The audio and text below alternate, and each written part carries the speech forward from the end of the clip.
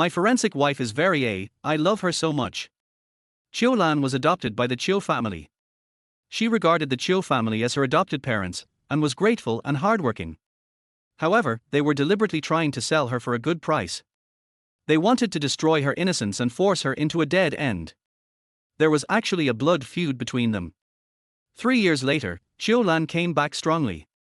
The man who had a night with her suddenly showed up and yelled that he wanted her to take responsibility and marry her. Qiu Lan was cold and indifferent. I just want revenge, not love. A few months later, Qiu Lan was calling her husband left and right. Li Shanghan smiled slightly. Well, no one can escape the law of true fragrance. Chapter 1, A Devious Affair. Waves of heat crashed over her, the burning sensation spreading from her blood to her entire body. Qiu Lan felt her head spin. Looking at her flushed face in the mirror, she twisted the tap and splashed cold water onto her face. Did she drink that cup of everything ready? I've already called President Chen. A familiar voice suddenly came from the bathroom next door. Was it her sister, Qiu Yang? Qiu Lan's face froze, and a surge of ominous premonition suddenly swept over her. She's drunk it. She's in the room now. Just wait for President Chen to come, and give him the room key. The next voice hit her like a thunderclap, blasting her brain to a blank void. It was Shui Yangcheng. Her boyfriend. He had invited her to the hotel, coaxed her into drinking a glass of wine. But now, he was talking to Qiu Yang, planning to give the room key to someone named President Chen. What were they trying to do? This time, if we get President Chen on our side, we can tell mom and dad about us. I'll get you a position as general manager in the company, just make sure you do well, Qiu Yang said arrogantly. Baby, I'll do my best. I'm still planning on marrying you. That Qiu Lan? She's still a virgin. President Chen will definitely be satisfied. Shui Yangcheng's voice was low and humble. Then, there was a series of unmistakable, intimate sounds from inside. Qiu Lan's face turned completely white. Shui Yangcheng and Qiu Yang. When did they get together? Why did Shui Yangcheng choose Qiu Yang? Her body trembled with fury. Qiu Lan wasn't he born into the Qiu family? She had been adopted from an orphanage to be a companion for Qiu Yang. Qiu Yang had always had a bad temper and had bullied Qiu Lan all her life, beating her or scolding her at will. The person Qiu Lan hated the most in her life was her. But because of the gratitude for being raised, she had endured Qiu Yang. She had hoped to get married soon to escape the Qiu family. But now, Qiu Yang had shattered that hope. Not only that, but she had even tricked Shui Yangcheng into giving her something poisonous to drink, planning to use her as a stepping stone. No. She couldn't let Qiu Yang ruin her life again. Qiu Lan bit her lip and tried to walk toward the door. However, the effects of the drug were already taking hold. Her legs went weak, and she knocked over a vase on the floor. The vase crashed to the ground with a loud noise, attracting the attention of Qiu Yang and Shui Yangcheng. Who? It's Qiu Lan. Damn it. Go after her. Qiu Lan heard the angry voices from behind. She clenched her fists, trying to stay awake. She quickened her pace and staggered out of the room. The footsteps behind her grew faster and closer. As she ran down the hallway, she saw a door open. Someone had just walked inside and hadn't closed it yet. In a moment of panic, she ran forward and slammed the door shut. She locked it behind her and leaned against the door, breathing heavily. When she looked up, she met a pair of cold, deep eyes. It was a very handsome man, with strikingly clear and well-defined features and an aloof, noble aura. Qiu Lan slapped her burning face, her voice shaky as she spoke. Sir, I just need to hide in your room for a moment. I'll leave soon. Old man's new trick, the man sneered, his thin lips curling slightly. He'll stop at nothing to get a grandson. Qiu Lan, what was this all about? Her head was buzzing, and she couldn't make sense of anything he was saying. Leave my room right now. The man spoke again, his cold voice carrying an enchanting undertone, as if casting a spell. Qiu Lan couldn't understand him, but her mind was becoming hotter and her body more feverish. On impulse, she stepped forward and threw herself at him. The next morning, Qiu Lan woke to a throbbing pain in her body. As she opened her eyes, an unfamiliar yet handsome face filled her vision. The memories of last night slowly returned, and her face went pale.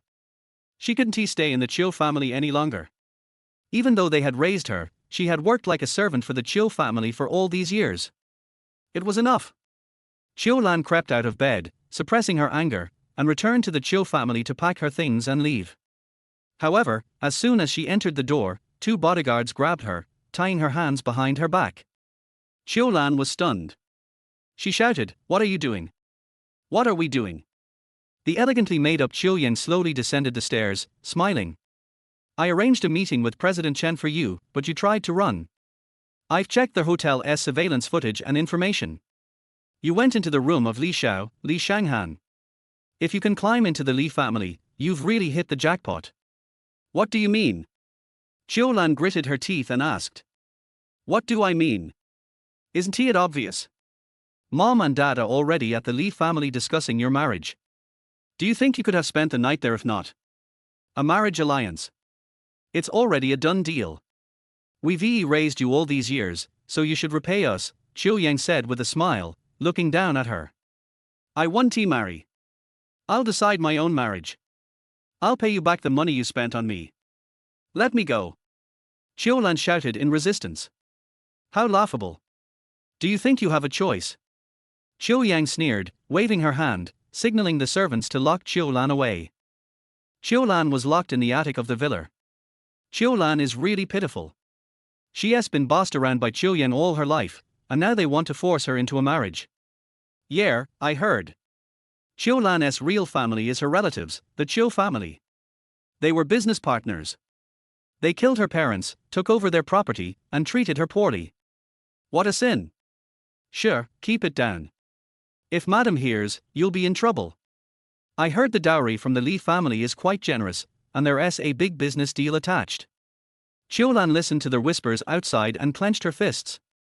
So, she was never really an orphan. Her parents were actually killed by the Qiu family. The Qiu family.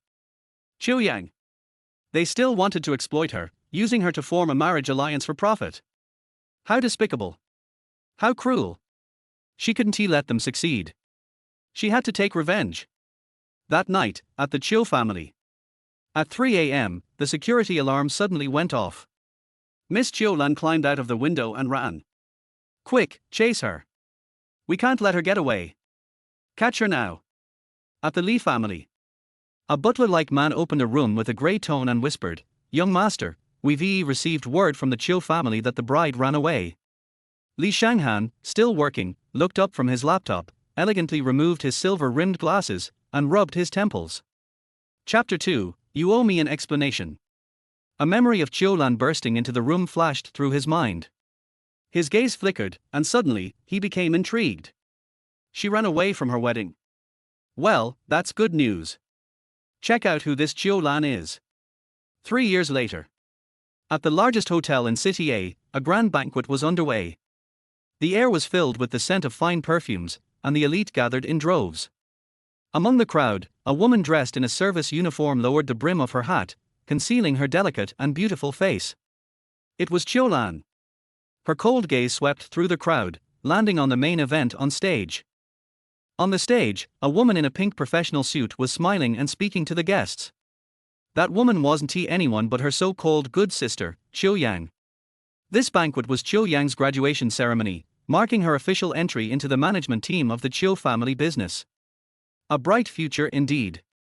"Good evening, distinguished guests," Qiu Yang stood before the microphone, elegantly and humbly giving her speech.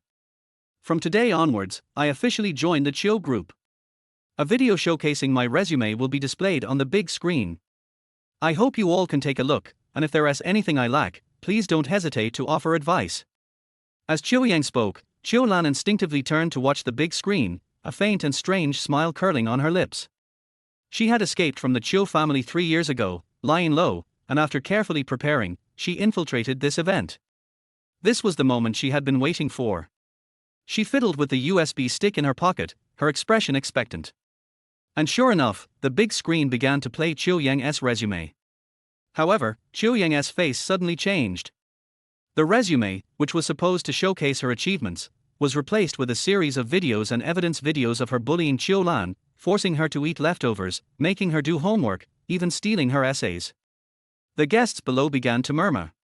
"Isn't that girl the adopted daughter of the Qiu family? Yeah, I haven't seen her for years. The Qiu family claimed they sent her abroad for studies, but now it seems like maybe she couldn't bear the humiliation and ran away on her own. Ran away. She's lucky to even have made it out alive. With how harsh Miss Qiu was with her, she might have even killed her. The murmurs became increasingly unpleasant, and Qiu Yang's face turned an unhealthy shade of green. She glared fiercely at her assistant and gritted her teeth. "What are you standing there for? Get the USB back." The assistant quickly snapped out of his daze, took out the backup USB, and swapped it. However, Qiu Yang's face grew even darker. The backup USB displayed intimate photos of her with Shui Yangcheng and various ex-boyfriends. Only Qiu Lan, that wretched woman, would know about her past relationships. The whispers in the crowd became unbearable, and Qiu Yang's face was now livid. She screamed at her assistant, "Useless fool! How could you let this happen? Get the USB out of here, now! What's the point of keeping you around if you can't do something so simple?" The assistant scrambled to unplug the USB, apologizing profusely. "Miss, I'm sorry." Qiu Yang's teeth ground together. "Go, find the surveillance footage. Find Qiu Lan. Dig her out even if you have to search the entire place." Having given the order, she stormed off, leaving the chaotic scene to the public relations department. Qiu Lan watched Qiu Yang's frantic demeanor, her heart unshaken. But her expression grew colder. Yes, she was back, and she was here to reclaim everything that was rightfully hers. "Qiu Yang, this game has only just begun." Qiu Lan pulled her hat lower, pushed the cart she was carrying, and entered through the staff passage. "You! All of you, come here, every employee, check the place thoroughly." A rough voice shouted from within before she could even step inside. So fast. Luckily, she was prepared. Qiu Lan's gaze flickered, and she turned the cart around, heading toward another elevator. She had booked a room under someone else's name. As long as she went up, changed her clothes, and put on some makeup, she could slip away. However, just as she stepped out of the elevator, a hotel room door suddenly opened. A calm and steady male voice called out from above, "Waiter, could you come here for a moment?" Qiu Lan lowered her head and glanced around with the corner of her eye. The hallway was empty, no one else in sight. She couldn't afford to make any noise now, so she grit her teeth and pushed the cart toward the door. Just as she stood at the doorway and Han Ti said a word, her wrist was suddenly grabbed with a force that was both rough and urgent, pulling her inside. Qiu Lan was startled. Before she could react, she was swiftly pinned against the door. In the chaos, her hat fell to the floor, revealing her delicate, serene face. Qiu Lan widened her eyes in panic, only to be met with a pair of deep, dark eyes filled with faint amusement. "It's really you," the man sighed lightly, his voice deep and mellow, carrying a hint of amusement. "Miss Qiu Lan, long time no see." It was Li Shanghan. Qiu Lan stared at him for a while, rubbing her sore wrist in confusion. You know me." Did she really not remember him? That was truly heartless. But seeing how Li Shanghan seemed to bear no ill will after 3 years, she couldn't help but feel a tinge of nervousness. He sighed faintly and said, "It's said that a one-night affair binds 2 people for 100 nights. Miss Qiu Lan, you've forgotten me so completely, but that's a bit too much, don't you think?" His words hit her like a thunderbolt. The memories of 3 years ago flooded back, and that distinguished, aloof face slowly began to merge with the man in front of her. You. Qiu Lan was startled and a little at a loss for words. How are you here?" Li Shanghan smiled faintly, letting go of her hand. He placed his palm on the door, then quickly pushed her back against it. He was so close that his breath brushed across her face. Qiu Lan felt a little uncomfortable, but with the door behind her, there was nowhere to retreat, so she had no choice but to avert her gaze. However, Li Shanghan reached out with his other hand, suddenly grabbing her chin, and pulled her face back toward him. He forced her to make eye contact, his gaze deep and burning. "Miss Qiu Lan, 3 years ago, you were the one who threw yourself at me and slept with me. Then you ran away and disappeared without a trace. Don't you think you owe me an explanation?" The few simple words made Qiu Lan, the victim of the scheme, appear as if she was a heartless woman who abandoned him. However, looking at Li Shanghan's calm and composed expression, Qiu Lan, for some inexplicable reason, felt guilty and weak in the legs. This gentleman. Li Shanghan, he replied, his lips curling into a small smile. Chapter 3, Who is that woman? "Mr. Li, this situation wasn't my intention," but yes, we did sleep together. I'm sorry if it caused you any trouble. I have a little money here, please take it as compensation, Qiu Lan hurriedly said as she quickly pulled a card from her pocket and stuffed it into Li Shanghan's pocket. 30,000, not bad. I've heard the most expensive escorts in some hotels only cost about that much, Qiu Lan added. 30,000. The most expensive escort. Li Shanghan felt a sharp pain in his head, almost suffocating as if he might pass out. Miss Qiu Lan, it was my first time. He suppressed the turmoil inside, took a slow breath, and pulled the card out, shoving it back into Qiu Lan's pocket. Is there someone who doesn't he want the money? Qiu Lan helplessly patted Li Shanghan's shoulder and sighed. So, does this mean the deal is off? If we're talking money, maybe you'll owe me more, you believe that? You should know when to stop. You're not the only one who had their first time, you know. What? You want to extort me for 100,000 or more? Li Shanghan's eyes flickered with amusement, and he chuckled softly. If you marry me, I'll give you 100,000 or more. Money isn't the issue. Marriage? Qiu Lan recalled the words of Qiu Yang, the day she fled. The Qiu family wanted to ally with the Li family, a marriage would give them the benefits. She must have been out of her mind, wanting to be sold off and even paying for it. Mr. Li, to be honest, my relationship with the Qiu family is very poor, not at all like what the rumors say. If you want a marriage alliance, you should look for Qiu Yang. I'm of no use to you. Right now, I'm still hiding, so I don't have time to argue with you. Qiu Lan lowered her voice and made to open the door. However, as she cracked the door open, she saw a group of bodyguards standing outside. She froze in shock and quickly shut the door. But because Li Shanghan was so close to her, as she turned, she bumped directly into his muscular chest. You can't get out. Li Shanghan's deep voice echoed in her ear, causing a shiver down her spine. Qiu Lan didn't speak and just shot him a glare. I have a VIP elevator card. I can take you out to the parking lot, Li Shanghan suddenly spoke. Qiu Lan's eyes lit up, but she remained cautious. What do you want in return? Qiu Lan took a step back and asked softly. Li Shanghan curled his fingers and smiled while covering his lips, his voice clear and pleasant. As a gentleman, I don't need conditions when helping my woman. Hearing the noise of footsteps outside, Qiu Lan realized she had no other choice, so she bit her lip and said, Fine, I'll trust you this once. My pleasure, Li Shanghan responded, turning and walking to the wardrobe. He tossed a set of clothes towards Qiu Lan. Change. Qiu Lan looked at the men's clothes he had thrown out. Although she was tall and slim, there was no way a set of clothes made for a nearly 1.9-meter tall man would fit her. After a brief hesitation, she grabbed a long shirt and went inside to change. As expected, the shirt turned into a short skirt on her, but at least she was able to take off the uniform and drape a long coat over herself, which made her feel more comfortable. Li Shanghan led her to their VIP elevator. It indeed made their way out smoothly, directly to the parking lot. Once they got into his car, Qiu Lan let out a silent sigh of relief. This time, consider it a favor from me, Qiu Lan said, looking at Li Shanghan with gratitude. When I do something, I like to settle it right away. I don't like debts, Li Shanghan said with a slight drawl. Qiu Lan's face stiffened. Sure enough, there was no such thing as a free lunch. So, what do you want? I'm lacking a woman to marry. Since we're so fate-bound, I think you're very suitable, Li Shanghan casually remarked, twirling his limited edition Patek Philippe watch. I told you. Qiu Lan instinctively rejected him. Bad relationship with the Qiu family, no value for a marriage alliance. Li Shanghan interrupted her, continuing, that's exactly what I need. I also don't like having others control my marriage. Plus, you were the one who initiated this. You should take responsibility. For the past 3 years, the Li family had tried to push women towards him, even pressuring him to marry, but he had rejected them all using the excuse of needing to be responsible for Qiu Lan.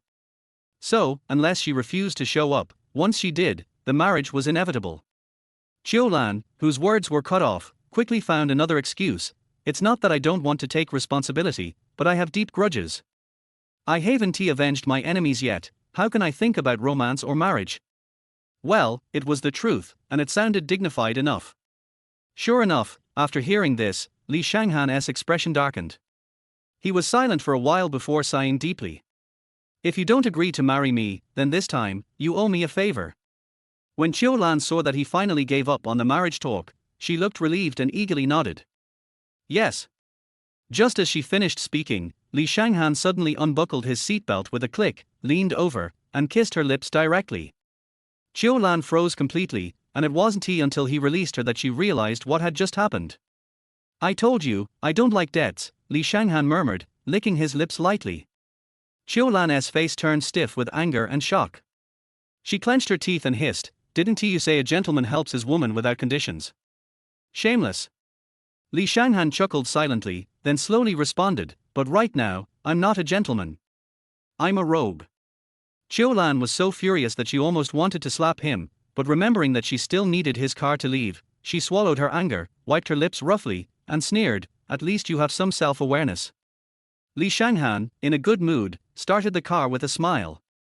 However, after his car drove off, the rear window of a red Ferrari slowly rolled down, revealing a face full of anger and dark moods.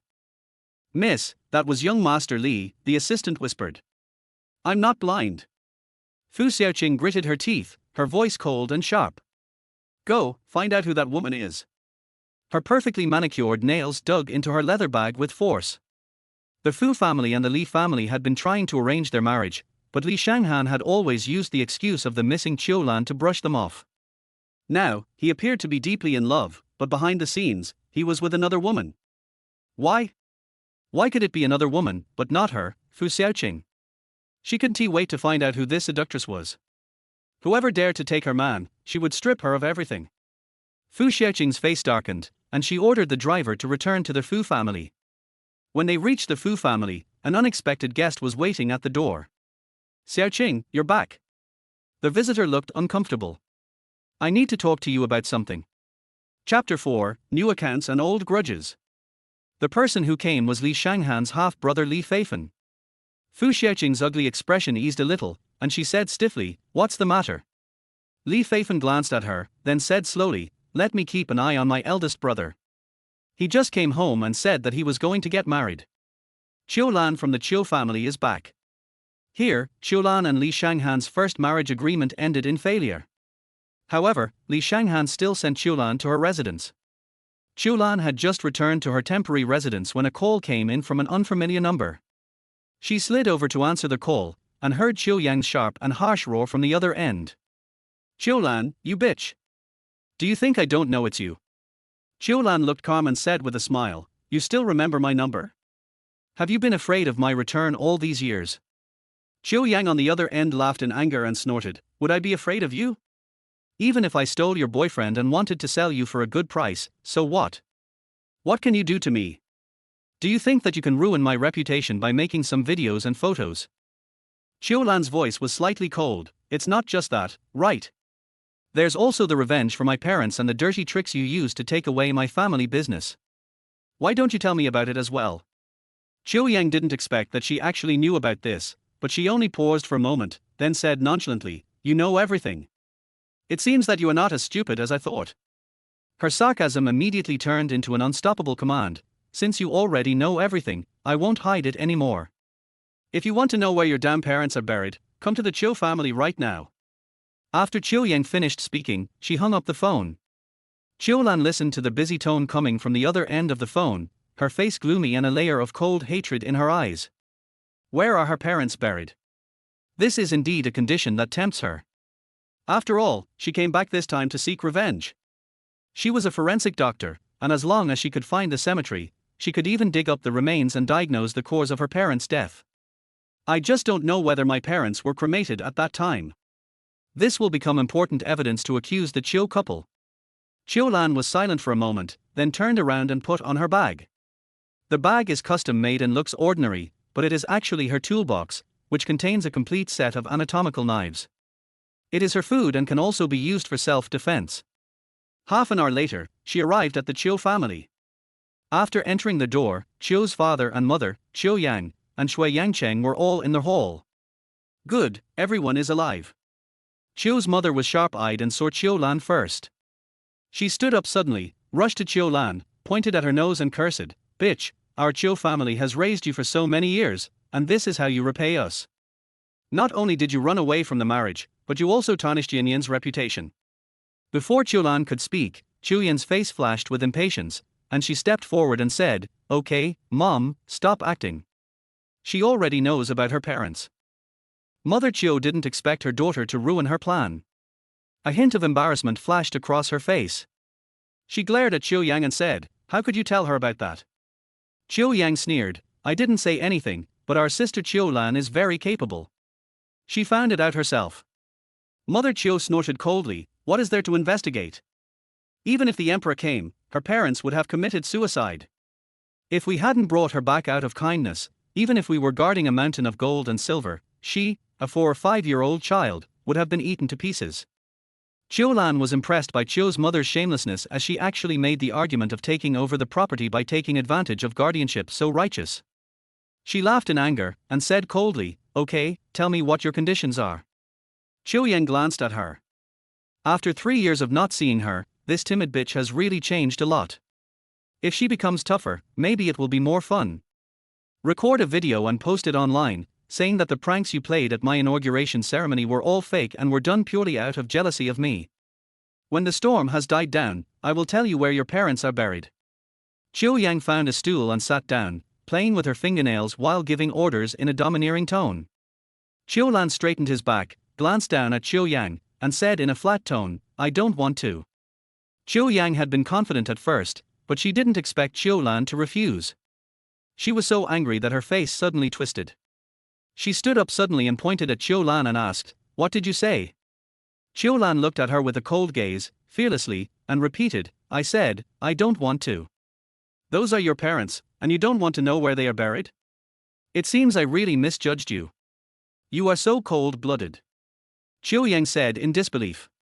Qiu Lan's expression remained the same, and her voice was calm. "He's been dead for so many years, so what if he knows? But you said I was cold-blooded, that's too much. If your parents died, I would definitely go to burn incense for the sake of raising you for so many years." Qiu Lan deliberately emphasized the words, "gratitude for raising me. How dare you curse my parents to death? Who wants you to burn incense?" Qiu Yang was furious and pointed at Qiu Lan and cursed loudly. "Everyone will die sooner or later, and you will die too." Qiu Lan said calmly, "You don't need me to burn incense. Do you want your parents to be like mine, with no one paying attention to them after they die? You are the one who died. Your whole family deserves to die." Qiu's mother was so angry at Qiu Lan that her makeup almost ruined. She pointed at Qiu Lan and said, "Don't talk nonsense here. Record the video right now. Otherwise, I will be rude to you. I don't know when you have ever been polite to me." Qiu Lan said slowly, staring at Qiu's mother with cold eyes. Mother Qiu was surprised by her gaze. She swallowed her saliva subconsciously and said angrily, "Someone, arrest her. Keep her locked up until she is willing to record a video." At her command, the servants around gathered around. However, Qiu Lan was faster. She took a step forward and suddenly pulled out a sharp scalpel from the side of her bag and put it on Qiu Yang's neck. "Come on, come up. Today I will teach you what the phrase, 'die together,' means." Qiu Lan raised her lips and smiled. Qiu Yang had a cold scalpel pressed against her skin. With her delicate body, she could even feel a slight pain where the dagger touched her skin. She changed her usual arrogant look, and was so scared that tears came out, shouting, "Dad, Mom, Shui Yanchang, save me. I don't want to die. I don't want to die. Qiu Lan, what do you want to do? Put the knife away. Someone, call the police." Seeing Qiu Yang screaming and howling, Qiu's mother also lost her composure. Before the servants could react, a man in a suit and sweating profusely suddenly rushed in from outside. Chapter 5: Death of Parents. "Chairman, Madam, something bad has happened. Something bad has happened. Someone has died in our building. An employee jumped off the building, and the police have cordoned off the building." "What?" Qiu's father, who had been looking at Qiu Lan coldly, stood up. He glanced at Qiu Lan coldly and ordered, "Release Qiu Yang. Your parents are buried in Nanshan Cemetery. You don't need to record the video anymore, get out now." Qiu Lan then released the scalpel from Qiu Yang's neck, inserted it into her bag, and whispered in Qiu Yang's ear, "Be more polite when you see me next time, otherwise." Qiu Yang was so angry that her whole body was shaking, but her neck was still cold. She dared not say anything and could only glare at Qiu Lan fiercely. Qiu Lan turned back again, gave Qiu's father a meaningful look, and then left the Qiu family. After leaving the Qiu family, she did not go to Nanshan Cemetery immediately, but instead made a phone call. Hello, Director Chen. I'm Qiu Lan, the new employee. Does the case at Qiu's building require a forensic doctor? If so, please assign this task to me. Qiu Lan said in a cold voice. Okay, we have just received the case, and we don't know if it is suicide or homicide. Please wait for notification. Okay, thank you, Director Chen. Qiu Lan hung up the phone, then took a taxi and went to Nanshan Cemetery. After entering the cemetery, she searched for a long time, looking at each grave one by one, and finally found a grave overgrown with weeds. She squatted on the ground and pulled out the weeds one by one, revealing a tombstone with only a few numbers engraved on a tomb of the Qiu couple. There are not even any photos. It turned out that her real last name was Qiu. 3 years ago, the servant said outside that she and Qiu Yan's family were originally relatives. Qiu Lan reached out and touched the dusty tombstone, her eyes moistened. She was too young then to remember anything, not even what they looked like, and now she doesn't even know their names. After a moment of silence, Qiu Lan suppressed the sadness on her face, then took out a modified shovel from her backpack and prepared to dig a grave. She had just shoveled a few shovels of dirt when she heard a loud shout from behind. What are you doing? What do you want to do? Qiu Lan stood up, and an angry old man came over, pointing at Qiu Lan and cursing. He looks like the tomb keeper here. This cemetery is very remote and deserted. Qiu Lan didn't expect that there would be tomb keepers here. She was speechless for a moment. She couldn't possibly say she wanted to dig up the grave to see whether it contained bones or ashes, right? What kind of deep hatred is this? The person is dead. It looks like this tomb has been there for more than 10 years. Yet you still come to dig up someone else's grave. The old man cursed loudly. Come with me to see the police. Qiu Lan took a step back, forced out a smile with some embarrassment, and quickly said, Nonsense, Grandpa, you misunderstood. This is my parents' tomb. I asked a master to look at it. He said that the feng shui here is not good. I am thinking of changing the burial place. It's okay for you to cheat others, but how can you cheat me, an old man? I have been guarding the tomb here for more than 10 years, and no descendants have ever come to worship here. Every Qingming festival and Double Ninth festival, I am the only one who burns incense for them. You must be trying to do something shameful. You are a good-looking girl, why don't you do something else? Come on, follow me to the police station. The old man pointed at Qiu Lan and cursed her, and was about to go forward to pull her. Qiu Lan was at a loss when a gentle voice suddenly sounded behind her. Uncle Fu, you misunderstood.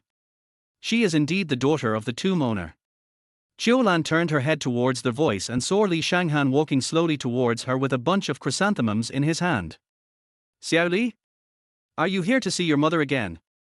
Uncle Fu seemed to be quite familiar with Li Shanghan and stopped in his tracks. Li Shanghan placed the chrysanthemums in his hand in front of Qiu Lan's parents' grave and nodded. You, an outsider, know to bring a bouquet of flowers, but she, as a daughter, brings a shovel to dig the grave. You say she is the descendant of the tomb owner, but I don't believe it. Uncle Fu snorted coldly, still looking at Qiu Lan with a bad look. It's true, Uncle Fu. She is my fiancée. Li Shanghan replied. Oh, no wonder you bring 2 offerings every year. Uncle Fu finally believed what Li Shanghan said. He looked at Qiu Lan and said, since she is your fiancée, you have to educate her. Masters and feng shui are all feudal superstitions. People are dead, so let them rest in peace. Why bother? Qiu Lan had no choice but to nod repeatedly to show that she had learned her lesson. After Uncle Fu left, she turned to Li Shanghan and asked in confusion, Did you know that this is my parents' grave? Li Shanghan said calmly, Not only do I know this is your parents' grave, I also know how your parents died. Qiu Lan's pupils shrank slightly, and she asked hurriedly, How did he die? Li Shanghan took out his cell phone, found an old piece of news in his favorites, and handed it to Qiu Lan. Qiu Lan quickly read through it, and a hint of coldness gradually appeared in her eyes. After a failed investment, they both committed suicide, and their bodies were cremated and buried by their employees. She was naive. She thought it was poisoning or something, and even wanted to extract evidence from the remains. My guess is that they fell into an investment trap. Li Shanghan added appropriately. Investment trap. Now it is clear who set this trap.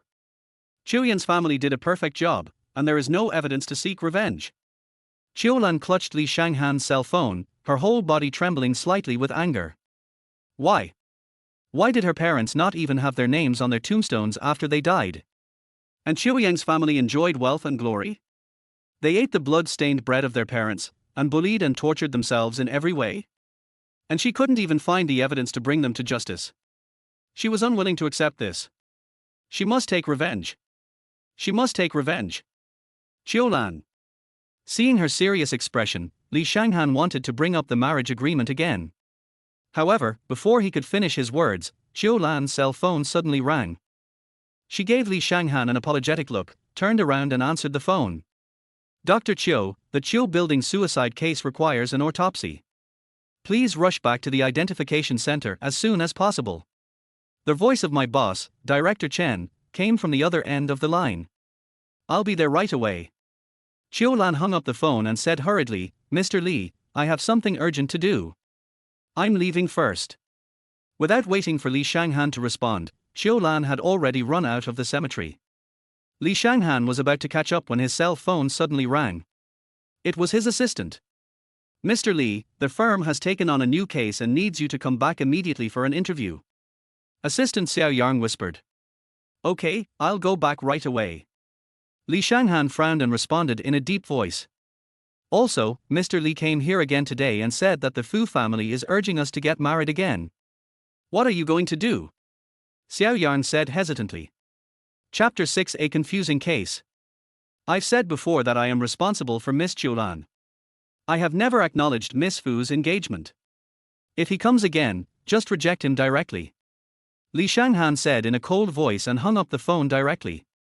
Putting away his phone, Li Shanghan rubbed his eyebrows in annoyance, his eyes deeply fixed on his mother's tombstone. For the sake of profit, he has killed my mother, and he still wants to manipulate his marriage for the sake of profit. He is really dreaming. But as for Qiu Lan, she must be persuaded to get married as soon as possible. The Identification Center of the Public Security Bureau of City A. Qiu Lan put on her uniform and professional gloves and was carefully performing an autopsy on the deceased. Being a forensic doctor is a meticulous job, and every part, from the limbs and torso, heart, liver, spleen, lungs, and kidneys to the teeth and even the hair, must be examined carefully. By the time Qiu Lan finished the work at hand and collected evidence, it was already dark.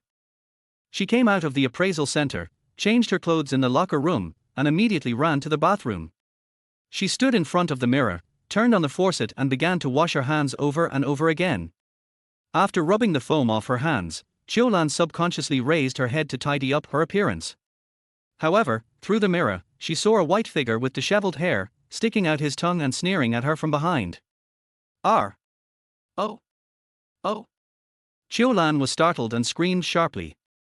However, when she turned her head, there was nothing behind her.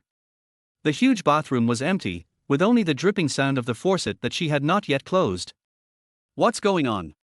What on earth is going on? Is she hallucinating? Qiu Lan's heart beat faster with fright. She patted her chest violently, thinking she was dazzled. She turned on the faucet and splashed water on her face. But this time she was more careful.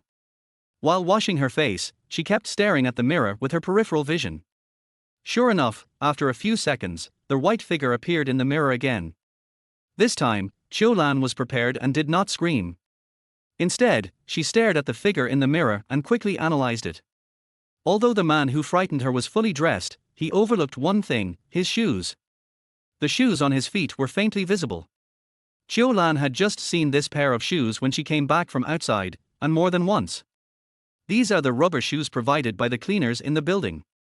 Judging from the figure, he is tall and straight, probably a man. The ghost saw Qiu Lan was still washing her face and thought that she had not noticed him yet, so he tiptoed towards Qiu Lan. Just as he was about to step forward and strangle Qiu Lan squatted vigilantly under the wash basin, then picked up the bucket used to clean the mop on the ground and poured it on the ghost baby. The ghost couldn't believe that he failed to capture Qiu Lan. A trace of panic flashed in his eyes. He took 2 steps back and then hurriedly disappeared into the bathroom. The bathroom was quiet again, but the faucet was not turned off, and the sound of water made Qiu Lan feel terrified. Who is scaring her? Is it Qiu Yan? She was still in shock when a cold voice suddenly sounded outside. Is anyone in there? Is something wrong? I heard someone screaming. Qiu Lan then hurriedly wiped her face with a tissue and walked out. Standing outside was a tall, handsome man wearing a police uniform with his ID on his chest. Qiu Lan glanced at his ID and said, "Officer Xu. I'm a forensic doctor from the laboratory." "Qiu Lan, someone just scared me in the bathroom. I want to check the surveillance." Qiu Lan also had her ID hanging around her neck. Xu Chengyang glanced at her and held out his hand to her. "Criminal Investigation Unit, Xu Chengyang. I've long heard of Miss Qiu Lan's professionalism. Director Chen hired her from abroad at a high salary." Qiu Lan did not extend her hand to shake his because her hands were wet. She could only bow to Xu Chengyang and said, "It turns out to be Captain Xu. You are too kind. The monitoring room is this way, please." Although Xu Chengyang had a stern face, his attitude and tone were very gentlemanly and polite. Qiu Lan followed him to the monitoring room. Xu Chengyang asked his men to turn on the surveillance footage. Qiu Lan stared at the screen intently, and sure enough, she saw a white figure in the surveillance footage in the corridor. "Boss, there is indeed a figure." The young man who was watching the video pointed at the screen and said, "But he is camouflaged all over, so his face cannot be seen."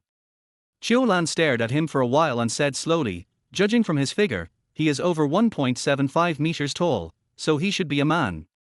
I saw his shoes in the bathroom just now. They are specially provided for the cleaners in the building. Since he was able to follow me and enter the bathroom, it means he is familiar with the environment here and is an insider." After she finished speaking, Xu Chengyang looked at her with appreciation. Dr. Qiu also studied criminal investigation. Qiu Lan nodded and whispered, "I sat in on a few classes when I was in college." "Xiao Liu, 1.75 meters tall, man, cleaner, please check the information," Xu Chengyang ordered. Qiu Lan said politely, "Then I'll trouble you. It's getting dark and I have to go back." Xu Chengyang glanced at the sky outside the window and suddenly said, "I'm off work too. I'll take you there. You're a girl, and it's not safe if he lurks and follows you." Qiu Lan didn't want to owe anyone a favor, but it was indeed unsafe. "Well, thank you for your help," Qiu Lan said apologetically. "No trouble. I am responsible for the Qiu building jumping case. We can exchange ideas on the way." Xu Chengyang picked up the key and said in a deep voice. Qiu Lan nodded and followed him out the door. In the car, Qiu Lan was the first to speak. After the examination, it can be preliminarily determined that the cause of death was indeed due to the internal organs ruptured and the massive bleeding caused by the fall from the building, resulting in instant failure. However, whether it was suicide or homicide, we need to wait for the results of the bone examination tomorrow. I went to the scene, and the witnesses also recorded their statements, saying that the deceased couldn't stand the criticism and jumped off the building. Xu Chengyang paused, and then continued, "But the family members insisted that the deceased would not commit suicide, because the deceased was the pillar of the family, had a son who was fed with milk powder, and his wife was unemployed." "What did the Qiu group say?" Qiu Lan asked with a slightly gloomy expression. "We sent a supervisor to contact us. He said that out of humanitarianism, we would compensate the family of the deceased 100,000 yuan, but the case must be dropped and it must be proved to the media that it has nothing to do with the Qiu group," Xu Chengyang said. Qiu Lan wanted to continue asking, but Xu Chengyang suddenly slowed down the car and said, "It's me, Xu Chengyang, go ahead." He was talking on the phone with headphones, so Qiu Lan had to shut up and look out the window out of politeness. Xu Chengyang's phone call was quickly hung up. He said, "Dr. Qiu, the family of the deceased called and said they had hired a lawyer and wanted to know the results of the autopsy. They wanted to have a vegetarian meal at Manuan Chun's. Is it convenient for you?" Chapter 7, Suicide or Homicide. "It's all work. What's the convenience?" Qiu Lan smiled slightly and said in a gentle voice. "Then I'll turn." Xu Chengyang said as he drove, "Originally, the family of the deceased couldn't afford a lawyer, but this incident had such a huge impact. I heard that someone on the internet raised money to hire the best lawyer in City A, and planned to sue the Qiu group for compensation." At 7:30 in the evening, Xu Chengyang brought Qiu Lan to a private room in Manuanchens. The other party has arrived. The deceased's wife, Ms. Chen, was holding a 1-year-old child with red eyes. Beside her were 2 men in suits, with handsome faces and focused expressions. Qiu Lan and Xu Chengyang sat down, and when they raised their eyes, they met Li Shanghan's deep and dark eyes. Mr. Li. Qiu Lan was a little surprised. She had always thought that Li Shanghan was a rich second generation and that Li Industrial was one of the most well-known companies in City A, otherwise the Qiu family would not have been so eager to marry into the family. But she couldn't imagine that Li Shanghan was actually a lawyer. Do you know each other? Xu Chengyang was a little surprised and introduced himself. I'm the police officer in charge of this case. My last name is Xu. Hello, Officer Xu. Li Shanghan stood up and held out his hand. Li Shanghan, this is my assistant Xiao Yang. After shaking hands, he cast his interested eyes on Qiu Lan's face and slowly said, Ms. Qiu Lan? Have you joined the Public Security Bureau? Qiu Lan nodded and extended her hand to him in a businesslike manner. Medical examiner Qiu Lan. Hello, Lawyer Li. Li Shanghan curled his lips slightly. Hello, Dr. Qiu. I wonder what Lawyer Li wants to know. Qiu Lan felt that his palm seemed unusually hot and burning, so she quickly retracted her hand and asked, how about we order some food first? Li Shanghan fixed his eyes on Qiu Lan's face, and then said, we can go hungry, but the child hasn't eaten yet. Everyone's eyes fell on the face of the little boy in Ms. Chen's arms. He was still ignorant, with a pair of big eyes moving around smartly, and everyone couldn't help but feel sympathy for him. Li Shanghan ordered the dishes and said to the waiter, bring up the steamed egg custard for the child first. It doesn't matter if the other dishes come later. The waiter went down with the menu. Li Shanghan then looked at Qiu Lan and Xu Chengyang, and said slowly, I want to know if the autopsy report of the deceased is out. What was the cause of death? Whether my client has a chance of winning the lawsuit against Qiu Group depends on this autopsy report. The preliminary results are out. The cause of death is indeed due to ruptured internal organs and failure due to falling from a building. Qiu Lan said softly. Upon hearing this, Ms. Chen, who had been silent all this time, suddenly burst into tears again. She didn't want to affect the child, so she wiped her tears, turned her face away, and sobbed softly, no, he won't commit suicide. Although we are poor, we love each other very much. We just had a child last year. He often said that he would have a second child after his salary increased and he bought a house. How could he commit suicide? It's impossible. No matter how much pressure we have endured, how could he commit suicide because of a few criticisms? When I married him, we had nothing. We even lived in the basement. What kind of suffering has he not suffered? Qiu Lan was sitting next to Ms. Chen. Seeing her crying so hard that her whole body was shaking, she was truly heartbroken. She took out a tissue and handed it to Ms. Chen, whispering to comfort her, Ms. Chen, the deceased is gone, you must take care of yourself, there are children waiting for you to take care of them. Ms. Chen took the tissue, looked at the child in her arms, and sobbed, I'm not doing this for money. I'm not afraid of being poor. I'm doing this for justice. How could a good person who worked in their group jump off a building? I'm doing this for justice. Ms. Chen, calm down. The autopsy results are still pending. Xu Chengyang also advised in a cold voice, if your husband was really persecuted, we, the police, will definitely give you justice. Li Shanghan was already accustomed to such occasions. He always had an indifferent expression and it was hard to tell what his mood was. After Ms. Chen stopped crying, he asked slowly, Officer Xu, can you reveal the witness's statement? Xu Chengyang nodded and said, there were several cleaners downstairs who saw it, and someone in the deceased's office also saw him arguing with his supervisor and then going to the rooftop. According to eyewitnesses, the deceased was the only one upstairs when he fell. The Qiu family said that the deceased jumped off the building out of anger because he couldn't stand the criticism. But according to Ms. Chen, the deceased was a very strong person who had lived in a basement. He didn't look like someone who couldn't withstand a blow. Li Shanghan said again. No, he won't jump off the building. In order to marry me, my parents didn't agree, so he knelt at the entrance of the village for 3 days. How could he be a quiet person? Ms. Chen retorted. Is there a possibility that the confession is false? Was the police called in time? Was the scene first-hand? Li Shanghan asked again. According to the autopsy, the time of death of the deceased almost coincided with the time of the police report. They had no time to move the scene or cover up anything. Qiu Lan frowned. If it was homicide, there must have been a second person on the terrace. Xu Chengyang shook his head. It has been checked, and there is no trace of a second person. He paused after he finished speaking. Of course, Even if no one pushed him down, it doesn't mean he committed suicide. There are many ways to intervene in homicide, such as taking drugs, or threatening or forcing him. Then we have to wait for the second test report to come out. Qiu Lan said, if he took any drugs, it can be detected. They talked in secret for a while. After dinner, since it was on their way, Xu Chengyang took Ms. Chen home, while Li Shanghan took Qiu Lan home.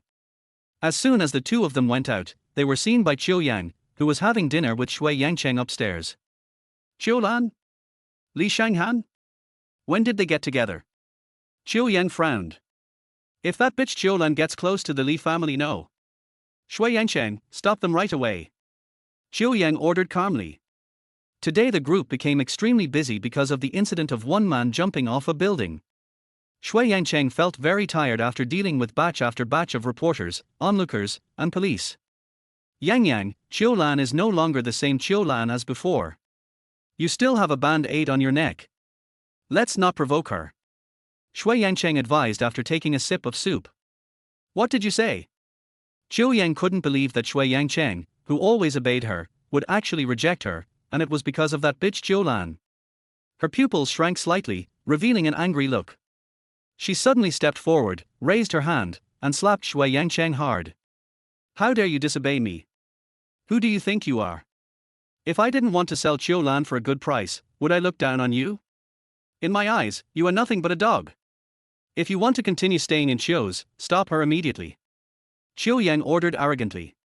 Chapter 8, Enemies always meet on a narrow road. Although the second floor was mostly booths, there were still many waiters and customers passing by. Shui Yangcheng was slapped in public by Qiu Yang, and he felt his face burning, embarrassed, and humiliated. Shui Yangcheng lowered his head and dared not say a word. Qiu Yang was right. In the eyes of the Qiu family, he was just a dog. An obedient, loyal, and hardworking dog. He brought all this upon himself. In order to get close to Qiu Yang, he even betrayed Qiu Lan, who was always obedient to him. I'll go down and stop her right now. Be careful when you go down the stairs.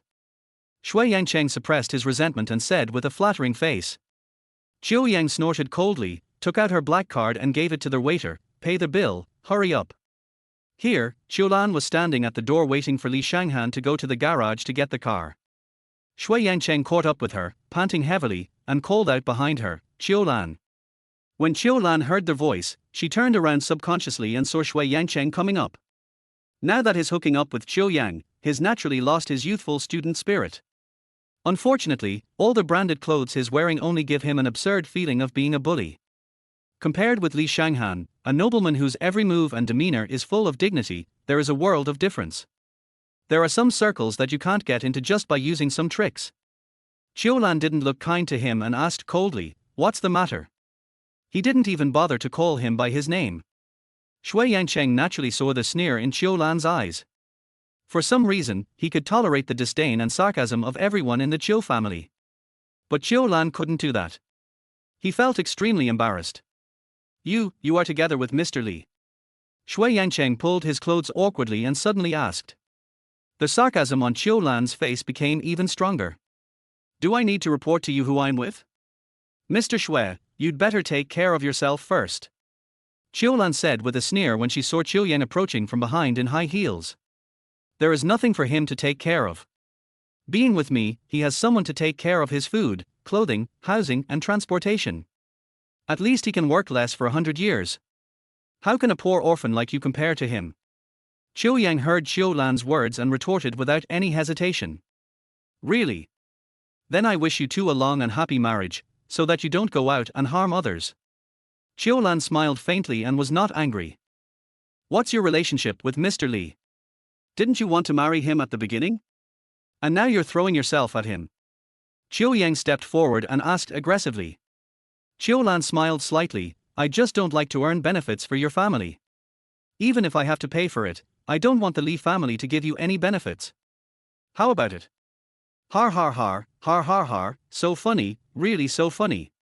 Qiu Yang couldn't believe that she was so naive. She laughed so hard that she fell forward and backward.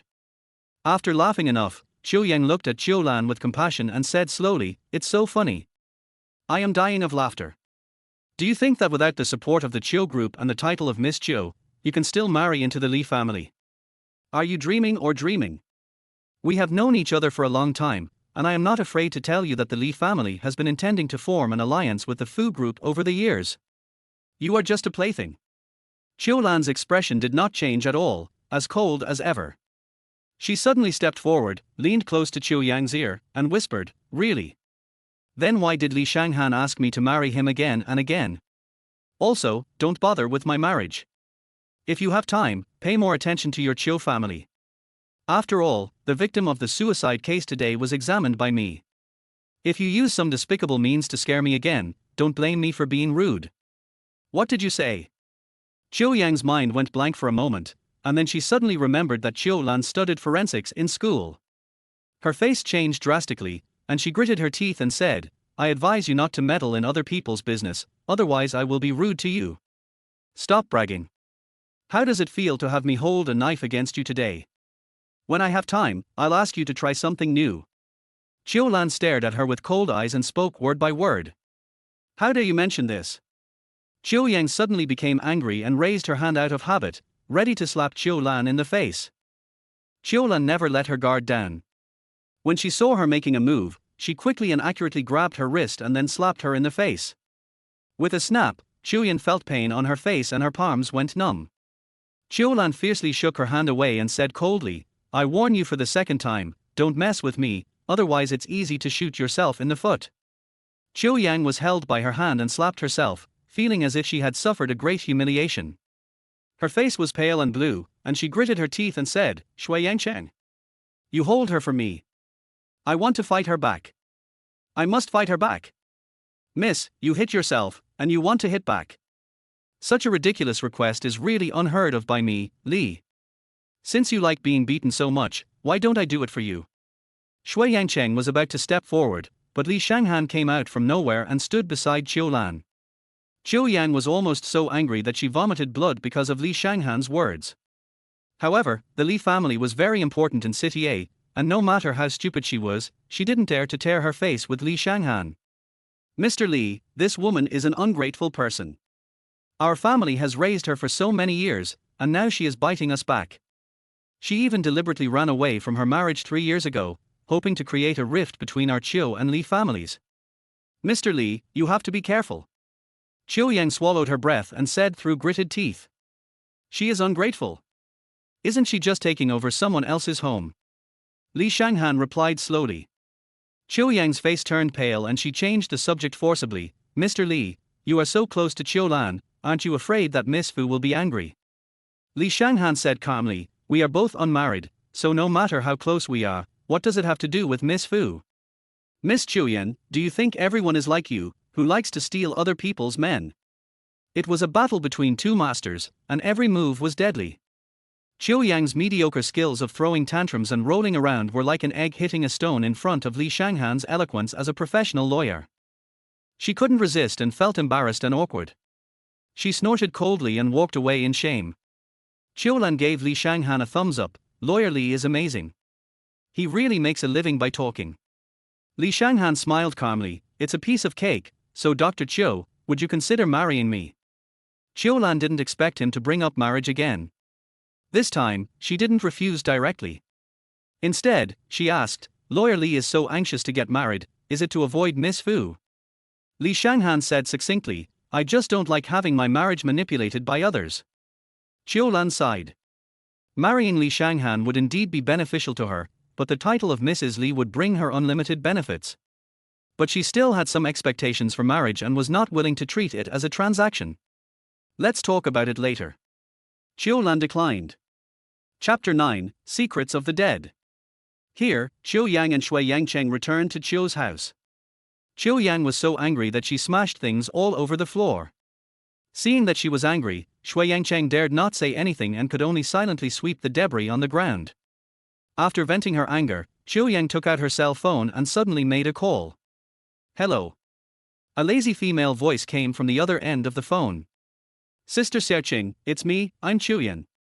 Qiu Yan hurriedly introduced herself and whispered, "Today I went to dinner and ran into Master Li and my adopted sister eating together. They were very close. My adopted sister is an ungrateful person. We raised her so much, but she turned against us and got close to Master Li. I don't know why.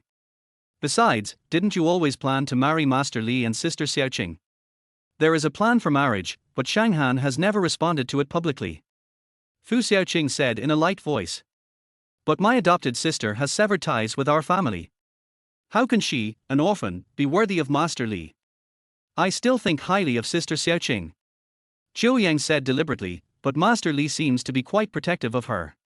I'm just afraid that they will have a child or something, which would be difficult to deal with. Okay, I got it. Fu Xiaoqing's voice became a little colder and she hung up the phone. Qiu Yan showed a calculating look of smugness as she looked at the black phone screen. Qiu Lan, you still want to continue to use the jumping case to deal with the Qiu family? Then we have to see if you can take care of yourself. Everyone in the upper class knew that Fu Xiaoqing was determined to win over Li Shanghan.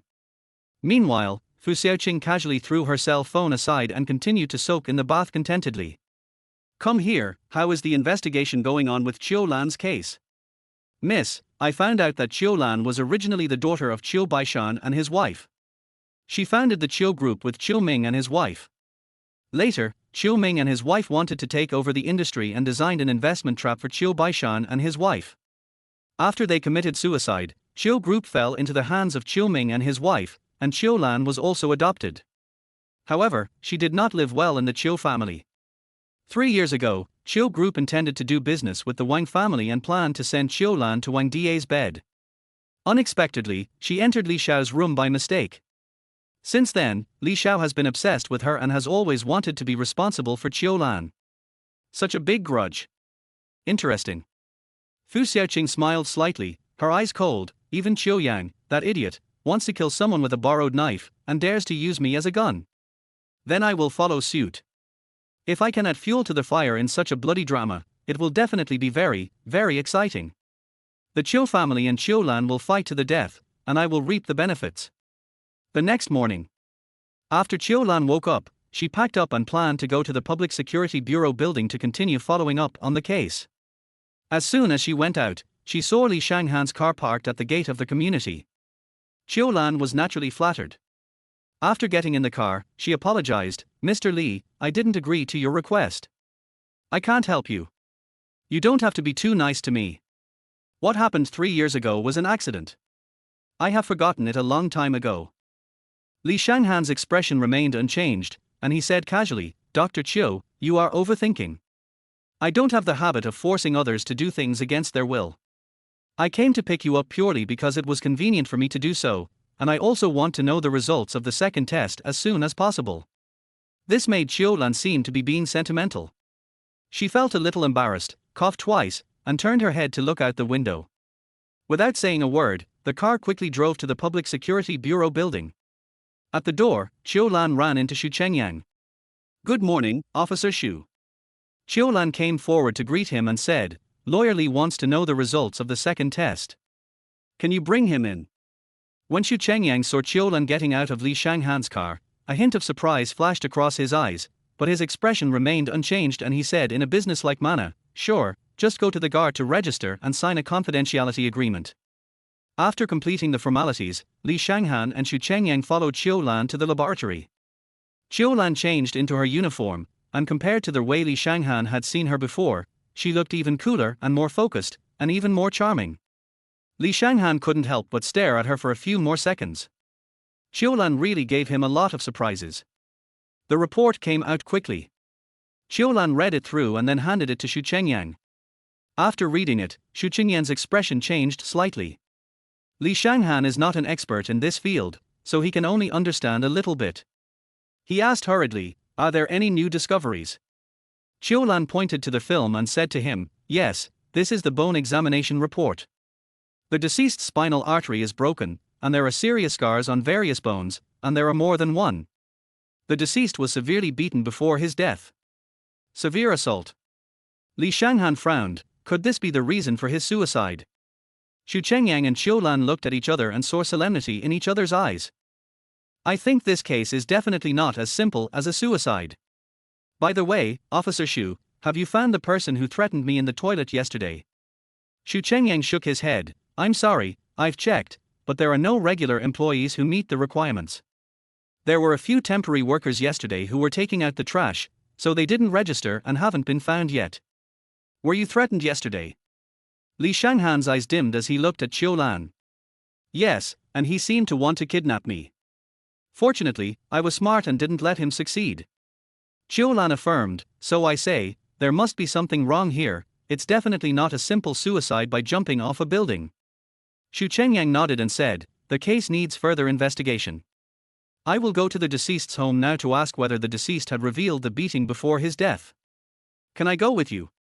Qiu Lan glanced at Xu Chengyang and suddenly asked. You have important evidence in this case and are in danger. We need someone to protect you, said Xu Chengyang. I can do it. Li Shanghan said calmly, I have learned martial arts. The police force is tight right now, so there is no need to mobilize a large number of people. I also need to follow up on the case. If the civil case turns into a criminal case, I also need to make sufficient preparations. Officer Xu, do you mind sitting in? Li Shanghan had just signed a confidentiality agreement, and Qiu Lan was an employee of the Public Security Bureau, so Xu Chengyang had no reason to refuse. The three of them went to the deceased's home together. When they went in, a homeless man who collected garbage suddenly slipped into the alley and made a stealthy phone call. Miss, Qiu Lan has indeed joined the Public Security Bureau and followed the police car to the home of the person who jumped from the building. Young Master Li from the Li family is also here. I don't know what he wants to do. What do you want to do? Of course you want to kill us. She actually wants to go against the Qiu family, so I won't be polite. You stay with her until she is alone, knock her out, and bring her to me. Qiu Yang's voice became uncertain. It's time to settle the old and new grudges. Chapter 10 Work Injury Compensation. This is an old building with no elevator and only a narrow, broken staircase. According to the information left by the deceased's family at the police station, they lived on the 5th floor. The three of them stood in front of the door. Xu Chengyang bent his finger slightly and knocked gently on the door. Who is it? A female voice full of vicissitudes came from inside. After the footsteps, the wooden door inside the security door was opened from the inside out. Officer Xu, Lawyer Li, Forensic Dr. Qiu, it's you, come in quickly. Ms. Chen narrowed her eyes and immediately unlocked the chain in the room. After just 1 day's absence, her forehead and eyebrows looked a little more decadent, her hair was flapping against her pale cheeks, and her lips were dry and colorless. When you walk into the room, you will see only some simple furniture and appliances, but on the walls hang many family portraits that are full of happiness. The bright smiles make people feel their warmth. This family must have been very warm. Please sit down. I'll go pour you some tea. Ms. Chen muttered softly as she was busy tidying up the clutter on the coffee table and sofa. No, don't worry, we are just here to ask some questions. Qiu Lan walked forward a few steps, gently took her busy hand, and looked at her gently, please sit down. Okay, please sit down, Forensic Dr. Qiu. She lowered her eyelids and nodded slightly. After a moment of silence with an ugly look on her face, she looked up at the three people in front of her and slowly said, yes, are there any new identification results? Yes. Qiu Lan's eyebrows flickered, and she nodded with difficulty. The second appraisal report has come out, and the appraisal of the deceased's bones has a result. The grief in her heart was too much for Ms. Chen to suppress for a moment, and sad tears flowed mercilessly down her cheeks.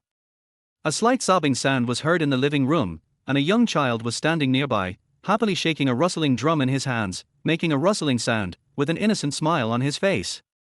This scene fell into the eyes of the three people present, and made people feel a little sad. What was once a happy and warm family suddenly lost its pillar. The world collapsed and hit the woman's delicate shoulders hard. Ms. Chen, please wipe your tears. Qiu Lan took a tissue from the table and handed it to her. The most important thing now is not to cry, but to find out the truth of the matter. Those people must be punished as they deserve. Her eyes dimmed, with a hint of determination and hatred towards the Qiu group between her brows. Those who do evil will eventually perish. This time, I will make sure you feel the punishment of the law.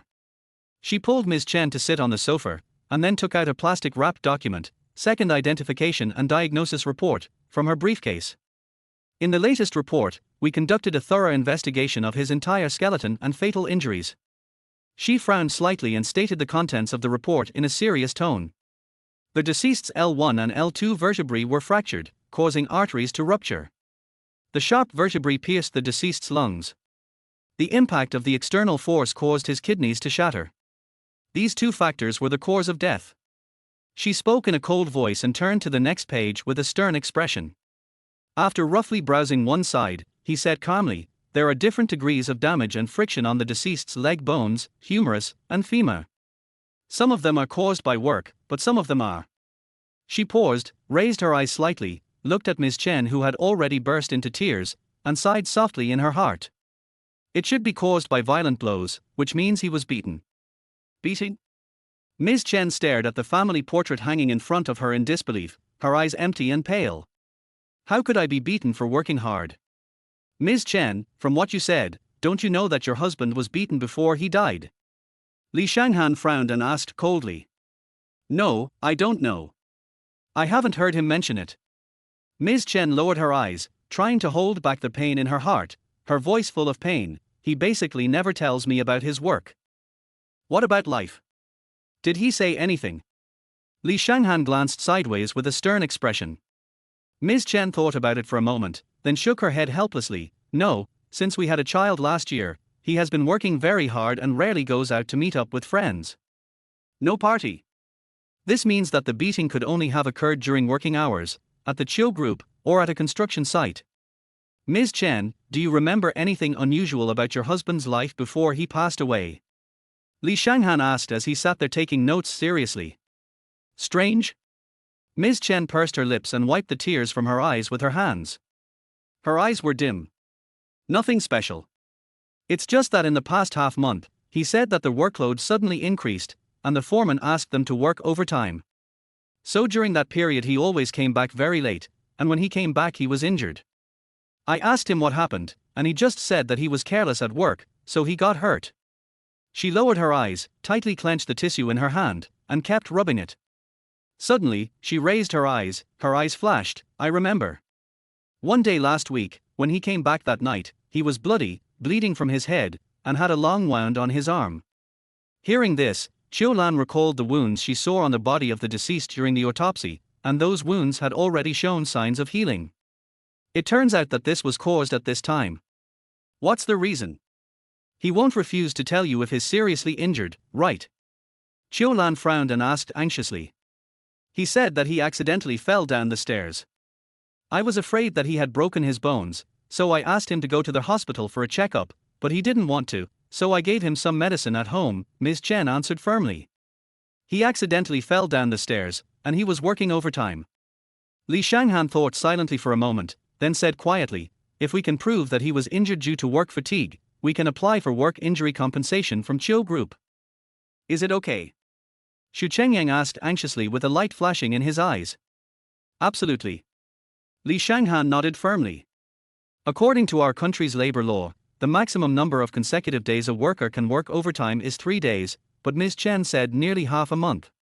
Then I have every reason to believe that the construction sites under the Qiu Group's name violated the labor law, so they should be held fully responsible for all the accidental injuries suffered by the workers during this period." The sonorous and powerful words seemed to give the sad Ms. Chen some strength. She bit her lip and a glimmer of hope appeared in her eyes.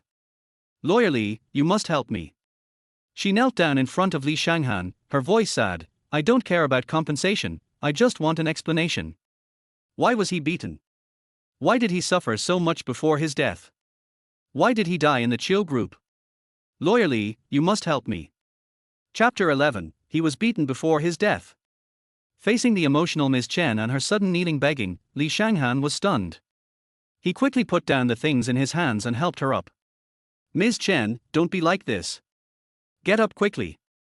It is the responsibility of a lawyer to punish the wicked and protect the good. I will do my best to help you." After that, he slightly side-glanced at Qiu Lan with a gentle look, and asked softly, "Ms. Chen just said that the deceased had fallen down the stairs and was injured before his death. Does that mean that the original speculation that the injuries were caused by beatings is no longer valid?" "No." Qiu Lan answered without hesitation, "He fell a week ago and was able to work for a week afterwards, which means the injury was not serious. Even if those tiny scratches on the bones were caused by a fall, the wear and tear couldn't have been caused by that. She looked serious, her brows twitching slightly. Besides, I already issued a report when I did the first autopsy. There is a wound with a diameter of 4 centimeters on the forehead of the deceased, which was caused by a heavy blow from a ton-sized object. The wound has healed very little, and the time of injury is estimated to be 2 to 3 hours before death. She darkened her eyes, a trace of pity flashing in them. There are also some bruises under the skin, which were only detected when irradiated with a purple light. According to research, bruises caused by subcutaneous bleeding appear for hours after an injury, so I concluded that he was beaten or had a fight with someone 2 hours before his death. After hearing her analysis, Xu Chengyang continued thoughtfully, someone saw him go to the Qiu Group's building to look for his supervisor that day, so he might have had an argument with his supervisor, but he might also have had an argument with the foreman of the construction site. That's right. Qiu Lan nodded, confirming his statement. Li Shanghan, who was sitting at the side, had been silently connecting all the issues. I'm afraid Officer Xu will have to come down and investigate the beating. I will also look for physical and witness evidence. After that, he slightly side-glanced at the sorrowful Ms. Chen, and said softly, Ms. Chen, do you remember the exact time when your husband fell? Also, do you know where he worked recently? I don't know. She shook her head helplessly. She was a complete housewife, thinking about trivial household matters all day long and knew nothing about her husband's work. Then this matter is a bit tricky. Xu Chengyang pursed his lips seriously. Almost all the employees and managers of Qiu Group never mentioned the corruption incident. They just said they didn't know. We didn't get any useful information from them. The deceased did not have a specific itinerary schedule. Qiu's company has many construction sites under its name, and the staircase is of a very large scale. He drew out the last word and shook his head helplessly. Yes, and we don't know whether he fell down the stairs at the construction site or on his way home. Qiu Lan seconded. The atmosphere in the living room gradually became cold, as if falling into an ice cellar. In the empty space, apart from Ms. Chen's faint sobbing, the only sound was the babbling of an innocent child who knew nothing about the world. We will investigate this matter later. We have asked Ms. Chen a lot of questions today. Let her take the child and have a good rest. Qiu Lan stood up and reminded softly. Yes, we'll leave first today. Xu Chengyang followed closely beside her and echoed. Officer Xu, Lawyer Li, Forensic Dr. Qiu, I'm sorry to trouble you with this matter. Ms. Chen bowed deeply, and a trace of hardship flashed across her sincere eyes. Don't worry, we will do our best. Li Shanghan put away the tablet and documents and replied seriously. After seeing them off, Ms. Chen leaned against the door, feeling weak all over. With trembling legs, she slowly knelt down, and could no longer hold back the tears in the corners of her eyes. Leaving the old building, Qiu Lan felt extremely heavy in the heart. It is such a sin that a happy and warm family was destroyed like this by the Qiu family. She bit her red lips, clenched her fists quietly, and made a secret decision in her heart. Qiu, I will make sure you suffer the consequences of your actions. After walking out of the residential area, the three of them stopped. Dr. Qiu, let me take you wherever you are going. Xu Chengyang asked softly with a smile on his face. Hearing his words, Li Shanghan behind him frowned slightly, with a hint of displeasure in his eyes. No need, Officer Xu, just do your thing first. It's still early. I'll go for a walk. Qiu Lan showed an elegant smile and politely rejected him. Okay then. Xu Chengyang nodded gently, then I'll go back to the police station to deal with some things. See you tomorrow. Okay, be careful on the road. Qiu Lan waved goodbye to him with a smile. After he left, Li Shanghan's frown finally relaxed. He curled the corners of his lips intentionally or unintentionally and said calmly, Let's go, get in the car. Get in the car. Qiu Lan frowned and looked at him doubtfully. Lawyer Li, I don't need you to take me home. Just go and do your thing. I can walk by myself. Looking at the faint smile in the corner of his eyes, Qiu Lan couldn't help but be speechless. Didn't he think that he sent Officer Xu away to give him a chance? Thinking of this, she couldn't help feeling a little embarrassed. There's no subway here, and the bus stop is a little far away. Li Shanghan looked around briefly, then turned his gaze back to her. I didn't see any taxis either. How are you going to get back? Qiu Lan took out her cell phone and waved it in front of him. Here, there is a nice incense shop. I want to go check it out. You know, I'm a forensic doctor and I deal with corpses, so I need to light some refreshing incense in the autopsy room to get rid of the smell. She curled the corners of her red lips and raised her eyebrows. I can take you there. Li Shanghan raised his chin gentlemanly, stretched out a hand and made a polite gesture. No need to trouble you. Qiu Lan shrugged lightly, a little embarrassed. That's a pedestrian street. After that, Li Shanghan said nothing more. After saying goodbye, he walked towards the underground parking lot. After both of them left, Qiu Lan turned and walked towards Guanli Avenue. Incense was not her excuse to be perfunctory with Li Shanghan, but she had looked up the information in the car before coming. There really is a British retro incense shop that sells both domestic and foreign products.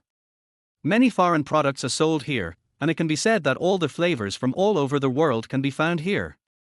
As the anatomist moved more, Qiu Lan began to pay more attention to the fun of life. Every time after the autopsy, there would be a bitter smell left in the room. Even if the body was moved to the morgue, the smell was difficult to dissipate. After all, the autopsy room was very well sealed, so it was inevitable that some other smell was needed to adjust the smell. It also helped to change my mood. Because only when she was in a good mood and happy, could she better return all the pain and hatred she and her parents had shed to the ruthless, cruel and violent Qiu mother and daughter. Looking at the romantic little shop not far away, Qiu Lan walked over with small steps, not noticing the person behind her at all.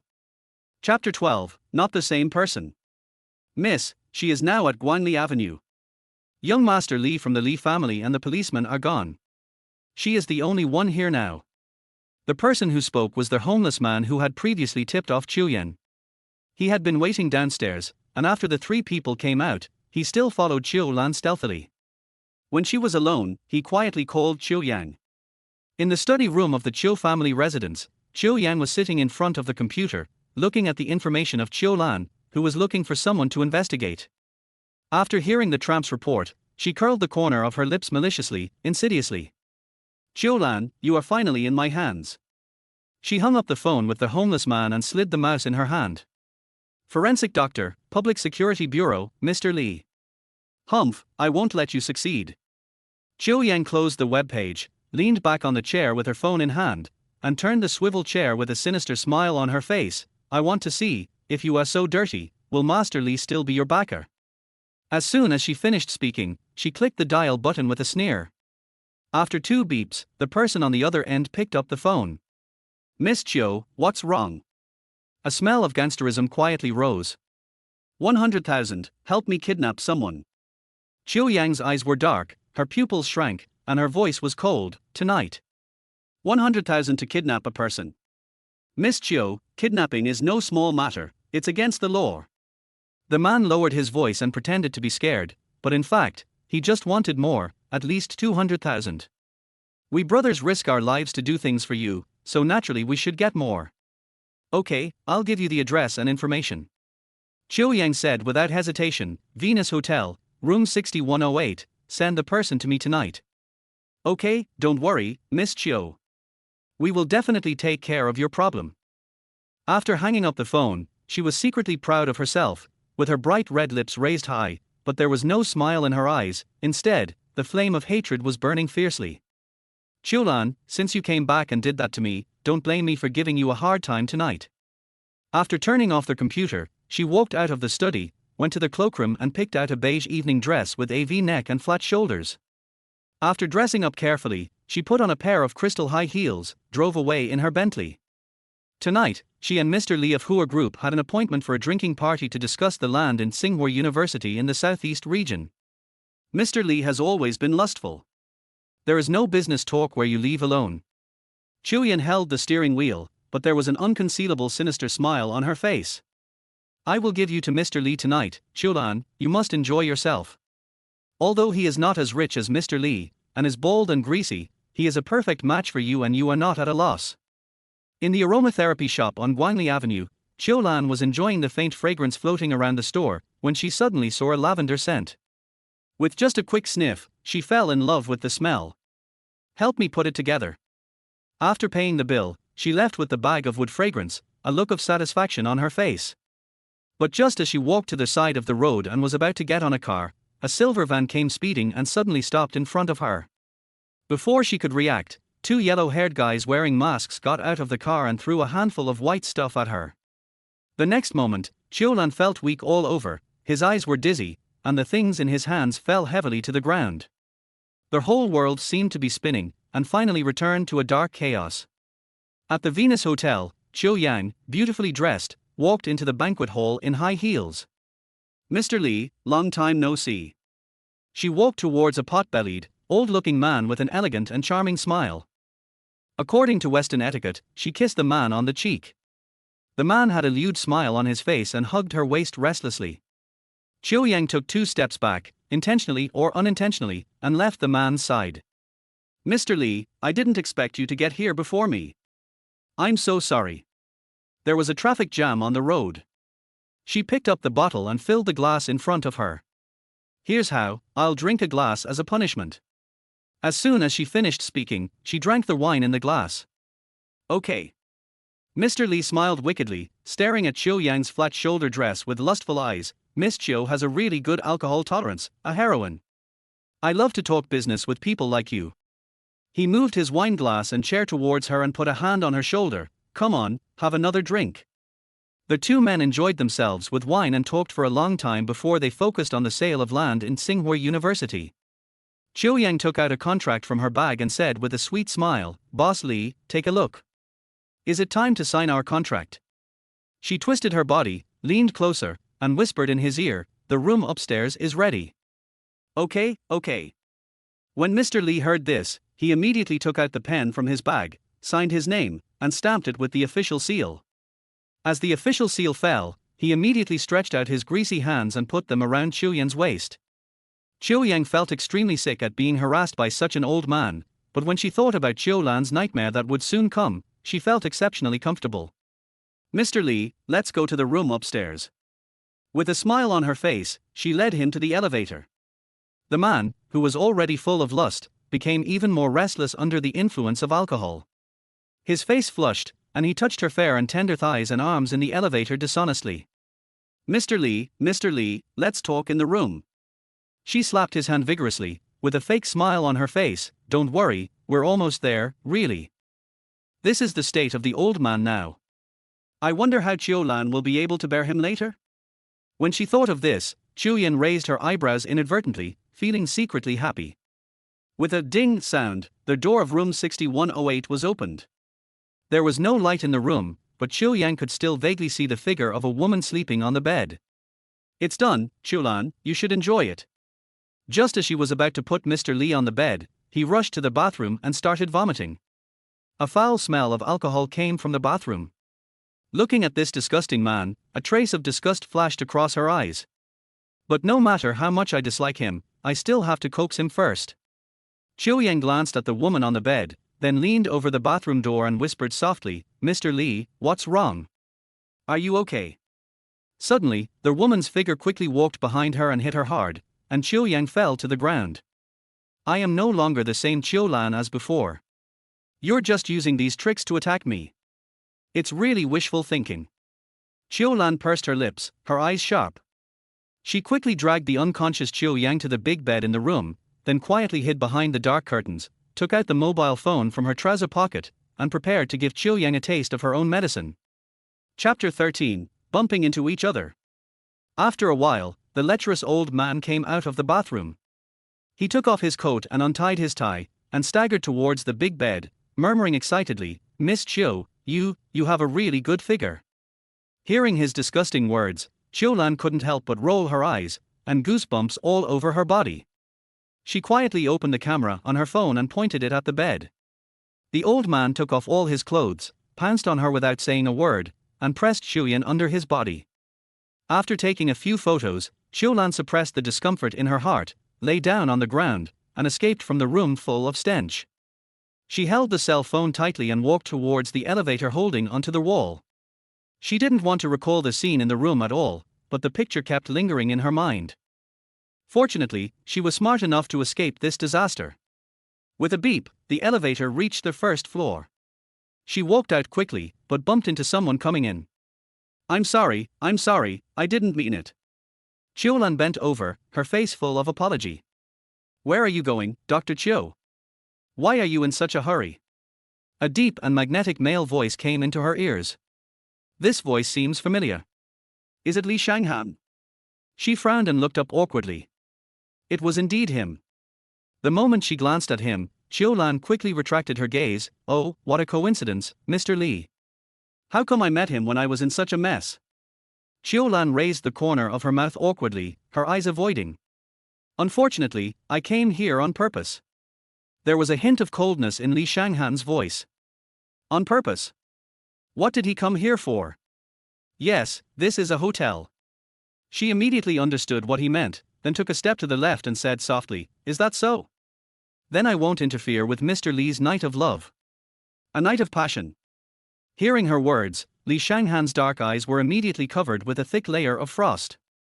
He followed her steps and stood directly in front of her. Am I such a casual person in your eyes? Whatever. Qiu Lan raised her eyebrows slightly and muttered, If you weren't casual 3 years ago, how could you have done that to a woman who came in? Li Shanghan couldn't hear what she said clearly, frowned, and said calmly, What did you say? No, nothing. Qiu Lan curled her lips and shook her head, I mean Mr. Li is not a casual person. Looking at her harmless smile, Li Shanghan's eyes darkened. Can't you answer the call even if you hold your phone in your hand?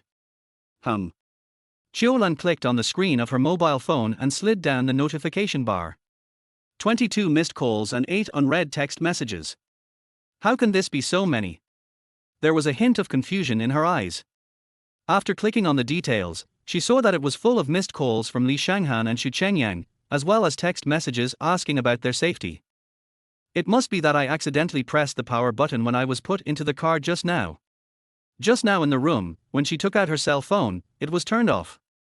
It's not safe for a woman to go home alone, and your cell phone is turned off. What's wrong with you? Li Shanghan's sword-like brows seemed to be furrowed even more. Qiu Lan thought about what happened just now and shuddered. It's not a big deal. I was just tricked. Fortunately, I reacted quickly and let her taste the disgusting taste herself. Being tricked? What happened? There was a hint of coldness in Li Shanghan's narrow eyes. It's nothing, it's all over. She slowly breathed a sigh of relief and raised the corners of her mouth. When she was being powdered by the yellow-haired boy on Guangli Avenue, she didn't have time to turn around and chose to hold her breath. Although he was quick to react, he still inhaled a small amount of the drug. When I woke up, I was in the hotel room, but luckily nothing had happened. She looked at the room carefully and found that the door was locked and could not be opened from the inside, so she had no choice but to play along and continue pretending to be unconscious. As a result, Chuyan came in with the lecherous old man. But fortunately, she found the right moment and switched the two people. It's just that when she thinks about it now, she still feels scared. If she hadn't held her breath in time, she would be the one suffering now. Suddenly, a bruise on the elbow caught Li Shanghan's eye. He frowned and asked in a low voice, How did you hurt your elbow? And there are a few bloody marks on the back of your hand. Hearing him come early, Qiu Lan felt a slight stinging sensation. She raised her arm and looked at it, then slowly said, It must be that those people were too rough when they caught me just now, and I got hurt, but it's okay, it will be healed in a few days. He was caught by someone. By whom? Li Shanghan's eyes flashed and his voice was cold. I don't know who Chuyan is looking for. Qiu Lan answered casually while checking the wound on his hand. They are just minor scrapes and scrapes, only my elbow is bruised. I can take care of it when I get home, it's nothing serious. Chuyan.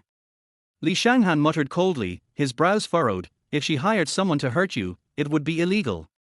If you need me to help you, sue her. Before he could finish, Qiu Lan teased, Is the lawyer's fee discounted? My law firm is honest and fair, but we never give discounts. Li Shanghan lowered his eyes and responded softly. It is indeed the best law firm in City A. It is not cheap at all. But I don't need to sue her. I will pay her back myself. Qiu Lan shrugged casually. In fact, she has paid back the debt to her today. It's just that I'll have to pay her a little extra interest in the days that follow. After all, drugs are very harmful to your health. It's up to you. Let's go to the parking lot and I'll take you home. Li Shanghan raised his eyes slightly, his voice cold. No need. I can take a taxi back here. Qiu Lan politely declined. But he was not going to let her go alone again. It's already dark outside, and there's no one around. Do you want to be arrested again? Qiu Lan raised her chin and looked at the scene outside. This Venus hotel is in the suburbs and it is difficult to get a taxi nearby.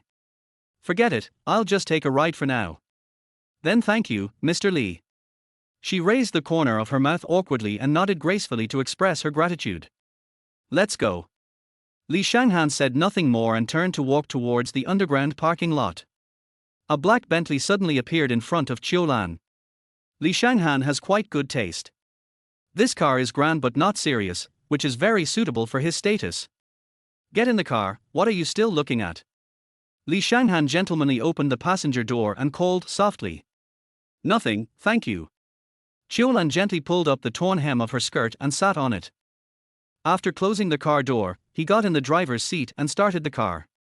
Where do you live? I live in Qingshui Bay. Qiu Lan pursed her lips and said in a low voice. Suddenly, a question popped up in her mind. Lawyer Li, how did you know I was here? Chapter 14, Go upstairs with you. As a lawyer, you must have some tricks of your own, Li Shanghan said calmly. After I returned to the law firm, I wanted to contact you to send me a copy of the appraisal report, but no one answered the phone. I thought you were busy, so I called again after a while, but your phone was turned off. Having been a lawyer for so many years, I naturally have a keen sense of smell, so I asked the technical department to locate your address. He drove the car attentively while silently answering her questions. As a result, your address disappeared on Guangli Avenue, so I drove here to look for it, but I couldn't find it after searching around. He pursed his lips, looking serious, but fortunately, the technical department told me that your address appeared in that hotel, so I came here.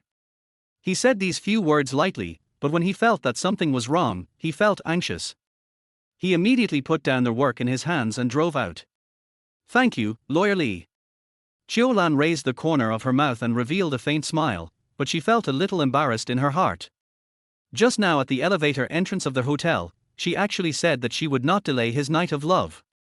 Along the way, neither of them said anything else. Perhaps because of the drug, Qiu Lan fell into a drowsy sleep in the car for a while. Seeing that she fell asleep, Li Shanghan gently lowered the seat for her, slowed down the car, and drove back to the city smoothly. In the underground parking lot of Qingshui Bay, Qiu Lan woke up by herself just as he parked the car. She twisted her somewhat numb neck, with a little fatigue in her eyes. We're here, thank you, Lawyer Li. Qiu Lan opened the car door, got out, and was about to wave goodbye when Li Shanghan just got out and locked the door. Lawyer Li, what are you doing?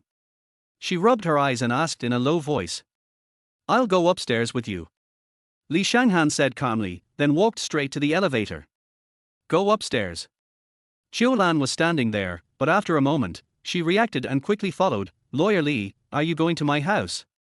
The elevator door opened, Li Shanghan strode in, and she followed behind him. Which floor? 10th, 12th floor. Wait, why did she tell him which floor her house was on? She didn't know either, but when Li Shanghan asked, she couldn't help but tell it out, and she regretted it right after she said it. Lawyer Li, you don't have to send me upstairs. The security system in the community is still very good. Qiu Lan lowered her eyes and said in a low voice. I see. As soon as he finished speaking, the elevator door opened and he walked out. Qiu Lan followed closely behind him for some unknown reason. He saw it and still sent her upstairs. What does this mean? After Li Shanghan walked out of the elevator, he glanced left and right, then turned and walked to the left. There are 2 households on this floor, but how did he know Qiu Lan lived in the one on the left? Open the door. Li Shanghan stood in front of the door with his hands clasped across his chest, a hint of confidence on his handsome features. How do you know I live here? Qiu Lan pursed her lips and asked in confusion. This side is a combination lock, and that side is an ordinary anti-theft lock. I thought about your personality and you will probably choose the combination lock. He opened his lips slightly, an unquestionable aura bursting from his body. Qiu Lan covered his side with her hand and secretly entered the password, but her eyes were fixed on his face. As expected of a lawyer, his ability to connect and analyze things is incredible. Isn't the person standing in front of him naked for him to see? Suddenly, she thought back to when she was in the autopsy room. It seemed as if the person she was looking at was really naked. With a beep, the door was opened, and hurried footsteps and flattering voices were heard in the room. Cookie. Qiu Lan spread her arms with a sweet and lovely smile on her face. Come here. A lively big golden retriever instantly pounced on her, put his hands on her shoulders, and whimpered. Okay, I came back late today because I had something to do. Don't blame me. She stroked the big golden retriever's head gently and lovingly. This Qiu Lan is completely different from her in the morgue. When she was dissecting the body and searching for clues to the case, she was always serious and stern, but now her face was full of smiles. This look is really touching. Okay, Cookie, stop making a fuss. We have a guest. The big golden retriever seemed to understand what she said. It jumped off her and kept circling around Li Shanghan, sniffing his scent. Li Shanghan, with a fierce look in his eyes, stood there motionless. You don't have to be afraid of Cookie, he's a very well-behaved boy.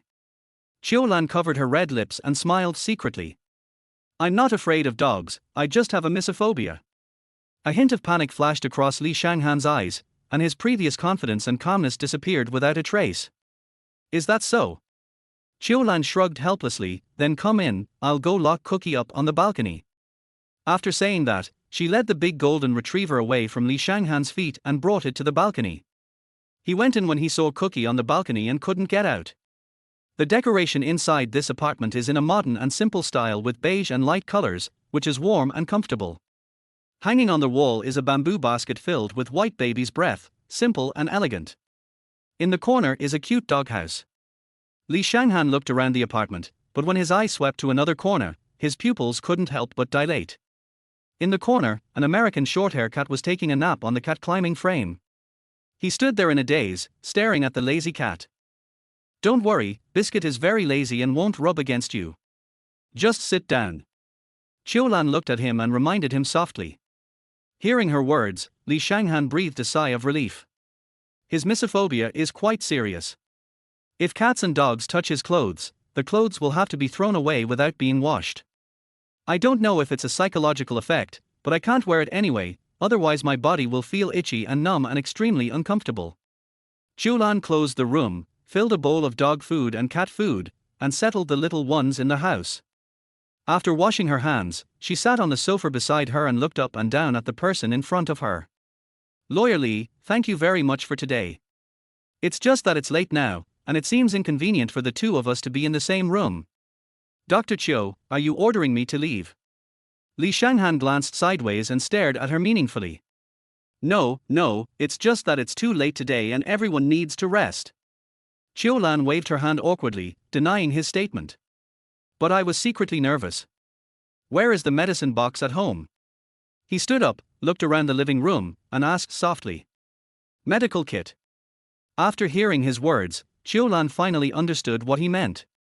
Lawyer Li, it's okay. I can take care of this minor injury myself later.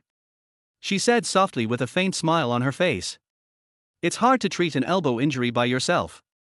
I'm already here. It's okay. Li Shanghan lowered his eyes, searching around the room.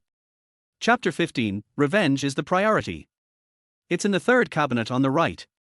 Seeing Li Shanghan's eyes searching the living room, Qiu Lan knew that he would never leave if he didn't do this thing today.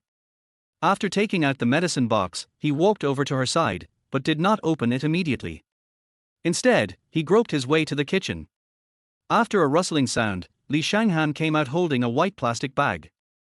The plastic bag contained a lot of ice chips from the refrigerator.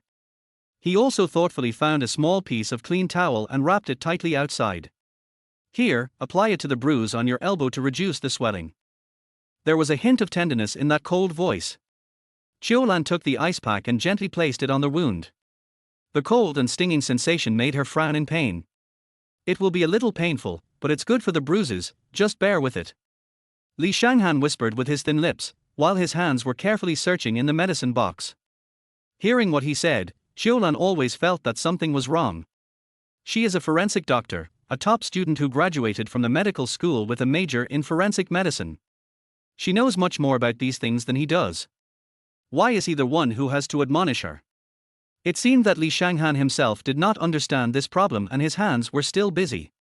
He gently pulled up Qiu Lan's injured arm, supporting it with one hand, and sprayed hydrogen peroxide with the other hand to clean the wound. Qiu Lan looked closely at Li Shanghan's cheeks and facial features, his deep and charming black eyes, his high nose bridge, his rosy thin lips, and his sexy jaw. How can a man be so handsome? And she seemed to smell a fresh and elegant scent. This scent did not belong to the apartment. It could only be brought by Li Shanghan. Look at his focused and serious expression, and his gentle and cautious movements. How perfect is Li Shanghan! But at this time, Qiu Lan's hatred for Qiu's mother and daughter gradually overflowed into her heart. His originally relaxed brows were now slightly wrinkled. The more perfect the man in front of her was, the more she couldn't be with him. Otherwise, wouldn't that give Qiu's mother and daughter another chance? Besides, she has not yet avenged herself and is not willing to talk about love. After cleaning it, he carefully sprinkled some Yunnan Baiyao powder on the wound and finally bandaged it with gauze. This series of nursing actions were completed in one go and were exceptionally gentle, completely different from his indifference and coldness when he was working. "Mr. Li, you wrap it so beautifully, did you learn it?" Qiu Lan raised her eyebrows slightly, with a hint of doubt in her tone. "Well, I've learned it a little bit, just the basics. Of course, I'm not as professional as Dr. Qiu." Li Shanghan nodded slightly and skillfully cleaned up the medicines and garbage on the table. At this moment, I remembered that Qiu Lan was a doctor. After putting the medicine box back in its place, he stood in the middle of the living room, frowned, and looked thoughtful, while Qiu Lan looked at the dark sky outside and then at the wall clock. "It's almost 12 o'clock, and he doesn't seem to have any intention of leaving." Although she escaped from Qiu on her own tonight, Li Shanghan also expressed his concern. Afterwards, they sent her home and considerately cleaned and bandaged her wounds. "You can't just ask someone to leave when she's doing you a favor." Qiu Lan could not do such a thing. But he was here, and the two of them were sitting in silence. Why was the atmosphere so awkward? She bit her red lips and lowered her eyes, not knowing what to say to ease the embarrassment. Suddenly, Li Shanghan raised his eyes and stared at her, and said calmly, "I didn't see any anti-inflammatory medicine in your box just now. Your abrasion is quite serious, you should take some." "It's okay, I'll buy it tomorrow morning." "Thank you for your concern, Mr. Li." Qiu Lan gently raised her slender white fingers and tucked the hair on her temples behind her ears. This action seemed normal to her, but there was a hint of smile in the corners of Li Shanghan's eyes and eyebrows. He just looked at the gauze wrapped around her hand and didn't say anything teasing. "It's getting late today, so Dr. Qiu, have a good rest. I'm leaving first." Li Shanghan moved his thin lips lightly, and a low and seductive voice came out quietly. "Okay, I'll take you there." Qiu Lan slowly stood up and walked towards the door in small steps. "If you're injured, go to bed early." Li Shanghan raised his thick eyebrows, curled the corners of his lips, slowly lowered his head to her neck, and whispered in her ear, "See you tomorrow." "See you tomorrow?" Hearing this, Qiu Lan slightly frowned her beautiful eyebrows, and a gleam of doubt flashed across her eyes. "What do you mean, see you tomorrow?" But Li Shanghan seemed to have not heard her question. He put on a wicked smile and said something meaningful, "Goodbye, Dr. Qiu." As soon as he finished speaking, he strode into the elevator and left the apartment. The wind in the corridor was slightly cool, ruffling Qiu Lan's hair and beard. She closed the door, frowned, and looked confused. Sitting on the sofa, Qiu Lan wanted to check Weibo, but suddenly remembered that she had not returned Xu Qingyan's call. He made several calls and sent several text messages when his phone was turned off. "I'd better return the call quickly." Just as she was about to press the dial button, Xu Qingyan called ahead. "Hello, Officer Xu, I'm Qiu Lan." Qiu Lan spoke in a gentle voice. "Dr. Qiu, what happened to you just now? I called you several times but your phone was turned off. Are you okay?" The voice on the other end of the phone clearly contained some worry. "Officer Xu, don't worry, I'm fine, it's just that my phone ran out of battery." Qiu Lan responded politely, "I'm sorry to have made you worry." After hearing her answer, the person on the other end of the phone sighed softly, and the stone in his heart fell to the ground. It's okay. I should have sent you home, but instead I let you go back alone. I'm embarrassed." The tension in his voice disappeared without a trace. "Officer Xu, don't say that." Qiu Lan felt a little embarrassed when she heard his words. "By the way, Officer Xu, I want to ask you a favor." She frowned slightly and opened her lips softly. "What's the matter?" Xu Qingyang asked puzzledly. "It's about the Qiu group's counterattack. Although I have completed my work on the corpse, if you find any clues in the future, please tell me as well. She pursed her lips and paused. I also want to contribute. As a forensic doctor, it is her job to carefully dissect the body and not miss any details on the body. It is also the effort she can make in every case. So her reason just now seemed somewhat high-sounding. But she must participate in this case in its entirety, because she wants to find the key points of the case, find evidence of the Qiu group's illegal activities, and punish their evil deeds. At the same time, it was also a revenge for the mother and daughter. The person on the other end of the phone was obviously hesitant, but after a moment, he nodded and agreed to her. Okay, I'll let you know if there are any clues. Thank you, Officer Xu. After hanging up the phone, Qiu Lan clenched her fists tightly, her eyes filled with the flames of revenge. The mother and daughter of the Qiu family hurt her time and time again, and deliberately took away everything from her parents. How could she let them go so easily? Chapter 16. Disgusting in every way.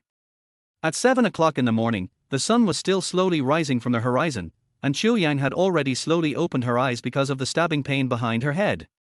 She twisted her tired waist and sore lower body, frowned, and touched the place on the back of her head where she was hit uncomfortably. It hurts. She pursed her pale lips, supported her body with her hands and leaned against the back of the bed. Qiu Yan is in a very embarrassing situation now. Her slightly curly brown-gray hair was disheveled, her makeup was a mess, her red lipstick overflowed the outline of her lip line, she had only one earring, and her clothes were not completely taken off, with a piece of cloth hanging on them. These are all traces left over from last night. She half opened her eyes and looked at the scene in front of her hazily. White sheets, a 40-inch TV, and a light yellow background wall. This is not a room in the Qiu family mansion, so where is it? Qiu Yang suddenly opened her eyes, and the scene before her hurt her eyes. The man's clothes were thrown on the ground, and the woman's underwear was hung at the end of the bed. It was the white lace set she wore yesterday. She clutched the quilt tightly, her eyes turning empty and helplessly to her hands.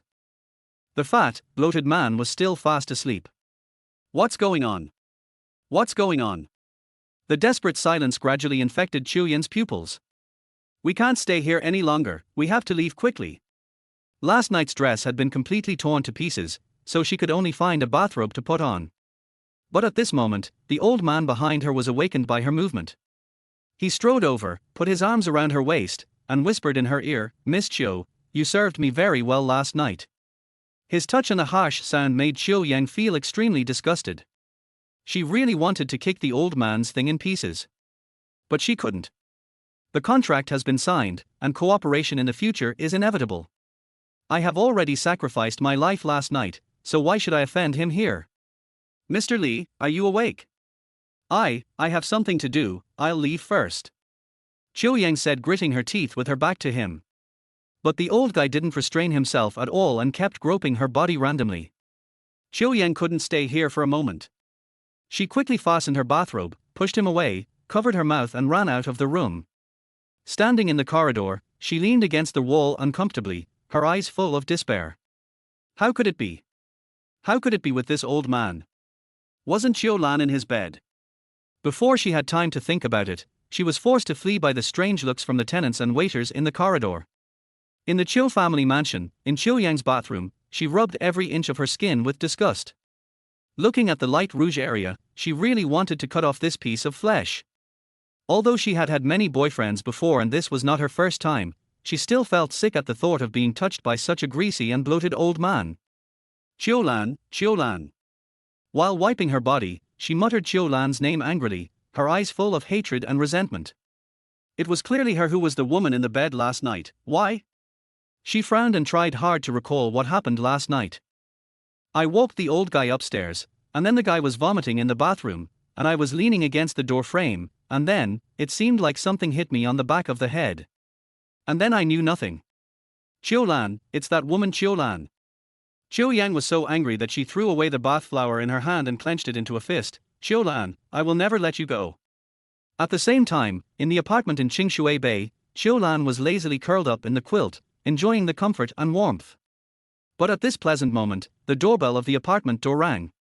Ding dong, ding dong. Cookie listened to the crisp doorbell and paced around in the living room anxiously, humming to himself. I don't know how long the ringing lasted before Qiu Lan in the room heard it vaguely. She rubbed her sleepy eyes and walked to the door in small steps. Who is it? She opened the peephole cover and peeked out. It's me, Li Shanghan. It's him? Why is he here? Could it be that the see you tomorrow he mentioned is now? Qiu Lan lowered her eyes and looked at her pajamas and messy black hair. The sleepiness she had felt before disappeared silently. Mr. Li, wait a moment. She patted her head gently, turned and walked into the room. I quickly changed my clothes, fixed my hair and washed my face. After finishing everything, she opened the door of the apartment. Mr. Li, why are you here so early?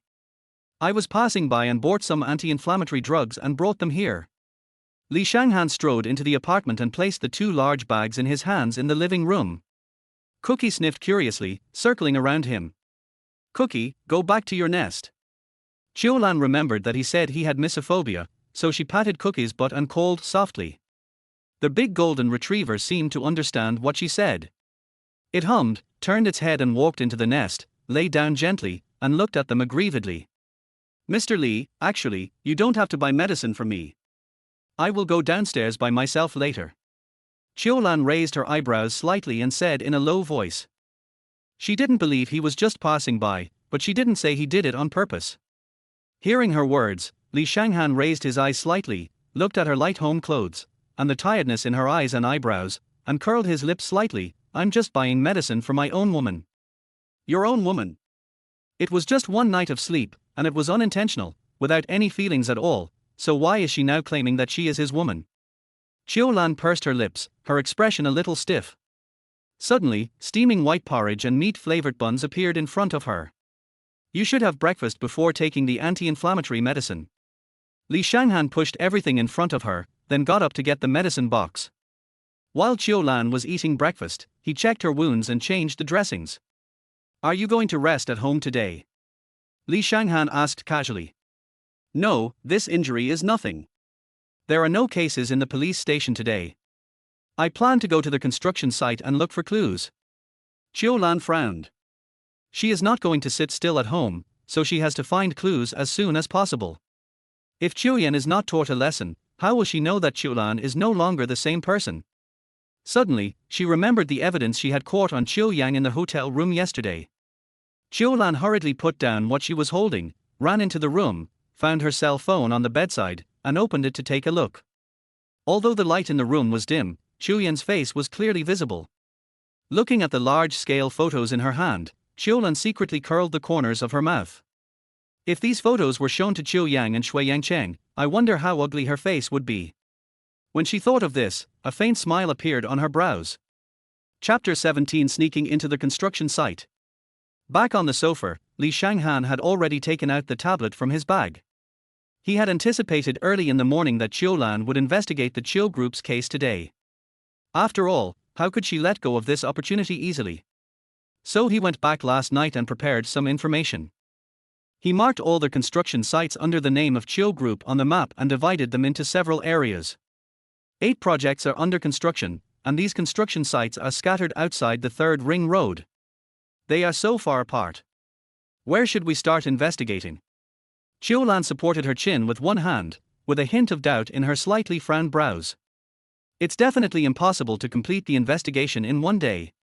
Li Shanghan said in a cold voice with a serious face, but we can divide it into 2 areas, east and west, to investigate. There are 5 in Dongcheng District and 3 in Shiqing District. It's still early today, so let's go to Dongcheng District first. He bent his slender white fingers and circled and tapped on the screen. Qiu Lan nodded thoughtfully. The deceased lived on Guangli Avenue, which is to the east. I also think the possibility of that place in Dongcheng District is greater, especially here. She pointed to the construction project in Chenghua District with a serious expression. This is the closest to the deceased's home. Then let's go here first. Li Shanghan nodded slightly. He looked through a lot of information last night and circled all the suspicious points on this construction site. Because he had signed a confidentiality agreement at the Public Security Bureau, he also obtained a lot of information from Xu Chengyang. According to information provided by the deceased's family member, Ms. Chen, the deceased rode an electric scooter to and from get off work every day, and a single trip would take about 20 minutes. So according to the time calculation, it takes just 20 minutes to get from the construction site in Chenghua district to his residence on Guangli Avenue, so this place is the most suspicious. After changing into a simple and capable sportswear, the two went out. For convenience, and since Li Shanghan had already driven his own car, Qiu Lan did not drive either. When they arrived at the construction site in Chenghua district, they parked their car in a parking lot not far away and prepared to go into the construction site to see what was going on. But unexpectedly, as soon as they reached the gate, a security guard wearing a helmet came out and blocked their way. No outsiders are allowed to enter. Qiu Lan was stunned by the sudden harsh voice. After a moment, she came back to her senses, raised the corner of her mouth, and said in a friendly manner, "Security master, we are here because of something." "What's up?" The security guard raised his eyebrows, looking puzzled. "Do you two have work permits?" "No." Qiu Lan shook her head slightly, "But we really have something to do. There are too many people with business. You can't come in without a work permit." The security guard waved his hand in annoyance and drove them away. Go, go. "We are." When Qiu Lan was about to say that she was here to investigate the fall, Li Shanghan suddenly grabbed her arm and took a step back. "I can't say." He raised his eyes and glanced at the security guard at the construction site, and said seriously, "That matter is a sensitive matter for Qiu's." Since they were able to bribe internal employees, the workers on the construction site might have paid them hush money or given them direct warnings. If we tell them about it, I'm afraid they will be even more sensitive. What he said made sense, and Qiu Lan sighed softly. She was in a hurry just now and didn't have time to think so much. The more she was not allowed to enter the construction site, the more strange it seemed to her, so she became a little anxious. But wasn't this construction site open to anyone? Why is it suddenly not allowed? Qiu Lan frowned slightly, glanced sideways, and said in a low voice. After what happened to the Qiu family, how could they allow anyone to enter so easily again? Li Shanghan's eyes were sharp and his voice was cold. So what should we do now? We can't get in, so there's no way to investigate or ask anyone. Qiu Lan raised her chin and looked at the situation in the construction site. Suddenly, a worker pushing a brick cart passed by. Li Shanghan lowered his eyes and quietly kicked a small stone on the ground. The stone flew under the wheels of the brick cart, causing it to swerve and fall over, with bricks scattered all over the ground. "Let's go and help pick up bricks," he murmured quietly, then walked to the side, with Qiu Lan following closely behind him. "Master, let me help you." Li Shanghan raised the corner of his mouth intentionally, leaned over slightly, and quietly scratched the leather wheel.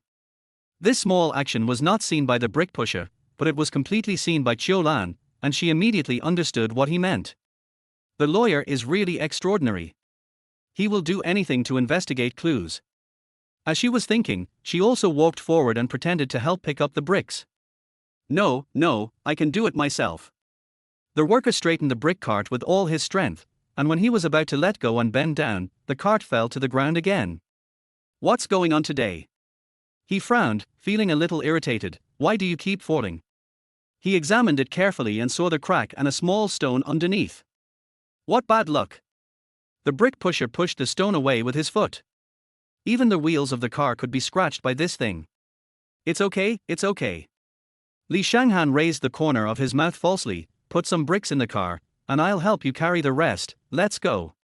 Hearing his words, the worker frowned and hesitated for a moment, as if he was resisting something in his heart. However, the place where the bricks are placed is far from the main entrance. If I don't ask for help, I'm afraid I will be fined by the foreman. The workers on the construction site always put their own interests first, so they had no choice but to nod and agree. "Well, thank you for your help then." Qiu Lan and Li Shanghan smiled at each other with meaningful looks in their eyes. Perhaps it was because of the noise of the brick truck and the obstruction of the workers. The security guard sitting in the security room just glanced at them briefly and ignored them, let alone stopped them. After successfully getting away with it, they helped the worker move his things over and then prepared to turn around and leave. But before they left, the man specifically told them in a low voice to leave as quickly as possible and not to be discovered. The worker's cautious words and actions made Qiu Lan feel that there was something strange about this construction site. After they agreed perfunctorily, they walked towards the gate. The worker looked back at them a few times with a worried look on his face. After leaving the worker's site, they turned sideways to the right and entered the construction site. But in the next second, Qiu Lan saw the security guard from before. She swiftly grabbed Li Shanghan's arm and secretly hid in the corner. There was a wooden board blocking the way, so no one could be seen outside. However, the space here was too small, and there was almost no distance between the two of them. Dr. Qiu, why are you still as impatient as you were in the hotel? Li Shanghan raised his eyebrows evilly, with a seductive smile on his lips, and whispered in her ear. The warm air flowed quietly from his thin lips, gently brushing across Qiu Lan's ears and neck. The tingling sensation made her fair cheeks turn red. Chapter 18 Related. What are you talking about? Qiu Lan lowered her eyes and said coquettishly in a low voice, her long and thick eyelashes flickering charmingly on her eyelids, someone is coming over there, it's the security guard from before. Hearing these whispers, Li Shanghan curled the corners of his lips intentionally or unintentionally, his eyes charming. He let his nose lean against her forehead and whispered softly, I know. He saw the man's figure and heard footsteps. He said that just now, it was completely intentional, he just wanted to see her shy and angry look. The fresh and elegant smell continued to permeate Qiu Lan's nostrils. Looking at the jaw that was only 4 or 5 centimeters away from her, she couldn't help but take a step back. But we have already reached the corner and there is no way to retreat. Helplessly, she could only turn her blushing face to the side. Mr. Yang, there is room for 2 people to stand here, how about you? Before she could finish her words, Li Shanghan had already covered her red lips with his hands, and turned back to vigilantly peek at the situation outside through the gap. The footsteps were getting closer and closer, and a figure flashed through the gap. The security guard always went far away. Mr. Yang, you can let me go now. Qiu Lan pointed at his palm, her pupils slightly dilated, I can hardly breathe. Looking at her slightly cute appearance, Li Shanghan raised the corners of his mouth slightly, smiling, you pulled me into this small corner, aren't you trying to get closer to me? Why did you turn your head away even though I fulfilled your wish? He whispered teasingly to the person in front of him, his brows twitching inadvertently. Qiu Lan pursed her lips, a little speechless, it's just hiding from people, Mr. Yang is thinking too much. Not much. He closed the distance between them a little more and whispered, no matter how much I think about my fiancé, it's not too much. The warm air gradually rose, Qiu Lan's eyes wandered, and she took a light step to the right, thinking of slipping out sideways. But who knew that Li Shanghan blocked her way with a big hand? Is this really a lawyer? We are here to do something, why are we being so disrespectful? She raised her eyebrows helplessly and whispered, we are here to look for clues. Don't waste time. The security guards will be here soon. Okay, I'll let you go for now. Li Shanghan smiled charmingly and pulled open the wooden board. Standing under the scaffolding and the basically completed building, Qiu Lan carefully looked around at the situation. The deceased fell down the stairs, so these stairs are suspicious. But what if the deceased fell somewhere on his way to get off work? The possibility of this happening is simply too great. Suddenly, in a corner of the shed, she saw some round hole-shaped brackets, the shapes of which looked very familiar. Qiu Lan stood there, staring at the bracket there, thinking secretly in her heart. During the autopsy, she saw some bruises similar to these round holes on the left lower back of the deceased, which should have been formed at the same time as the bruises on the arms and thighs. Because those bruises were illuminated under the ultraviolet light and are not visible to the naked eye. What's wrong? Li Shanghan looked at her focused eyes and knew that she must have noticed something unusual. Those round hole-like things are very similar to the scar on the deceased's back. I suspect they were formed by the squeezing of this thing. Qiu Lan's eyebrows moved slightly, and there was a firm expression on his face. Following her line of sight, Li Shanghan glanced at the things under the scaffolding, a trace of doubt flashed across his eyes, but there is no staircase there. Maybe he was beaten? Or maybe he was somewhere else. After uttering a simple sentence from her red lips, she quietly walked over. She squatted down and looked at the supports and the surrounding concrete pillars. The bracket here is rusty and covered with rust stains, but no rust was found on the wound at the same position, so it should not be here. We should pay more attention to similar brackets, and make sure they are not rusty or have stairs next to them, she whispered. Afterwards, the two of them secretly searched the construction site, trying their best to avoid the sight of workers and security guards. Suddenly, Li Shanghan's sight fell on the 3rd floor of the opposite structure. Brand new brackets and stairs, both conditions were met. His eyes flashed, he raised his hand and pointed at that place, and opened his lips slightly, look at the 3rd floor opposite. Looking in the direction of the finger, Qiu Lan's pupils suddenly dilated. Let's go and take a look. The two men cautiously slipped under the building structure, took two safety helmets and put them on their heads, then crouched down and walked up quietly. Sure enough, there was a brand new round hole-shaped bracket placed on the platform of the stairs. There are stairs and supports. This place is very suspicious. Qiu Lan frowned and analyzed seriously. She gently stroked her chin with her hand, her eyes moving as she carefully recalled the condition of the deceased. There were many serious wounds on his body. If something happened here, there would definitely be blood. But after looking around, it was clear that it was there, but it's not here. Listening to her low mumbling, Li Shanghan couldn't help but look around, but he couldn't see anything on the ground except this bracket. However, he frowned and his eyes flickered several times. Don't you think this place is too clean? A cold voice broke the doubts in Qiu Lan's heart. Yes. This is a construction site, how come there is no dust at all? She bit her lip and glanced around coldly. It's as if someone has deliberately cleaned it. Also, the workers and security guards here are very vigilant. She muttered to herself, becoming more and more suspicious of this place. At this moment, Li Shanghan suddenly took out the key from his bag and scraped it a few times on the concrete wall next to him. There's nothing inside. But he changed to a lower position, and after scraping a few more times, a faint red color suddenly caught Qiu Lan's eyes. Okay, don't move. She walked over quickly, took out the toilet paper from her bag, and gently wiped the red area a few times. This is blood. Qiu Lan's eyes flashed with surprise. Now we have every reason to suspect that this is where the deceased was injured before his death. Mr. Li, how did you find out? Li Shanghan lowered his eyes slightly. The color of the cement on this wall is darker than that on other walls. It must have been applied later. But why do you have to wipe it later? And you only wipe one wall, isn't it to cover up something?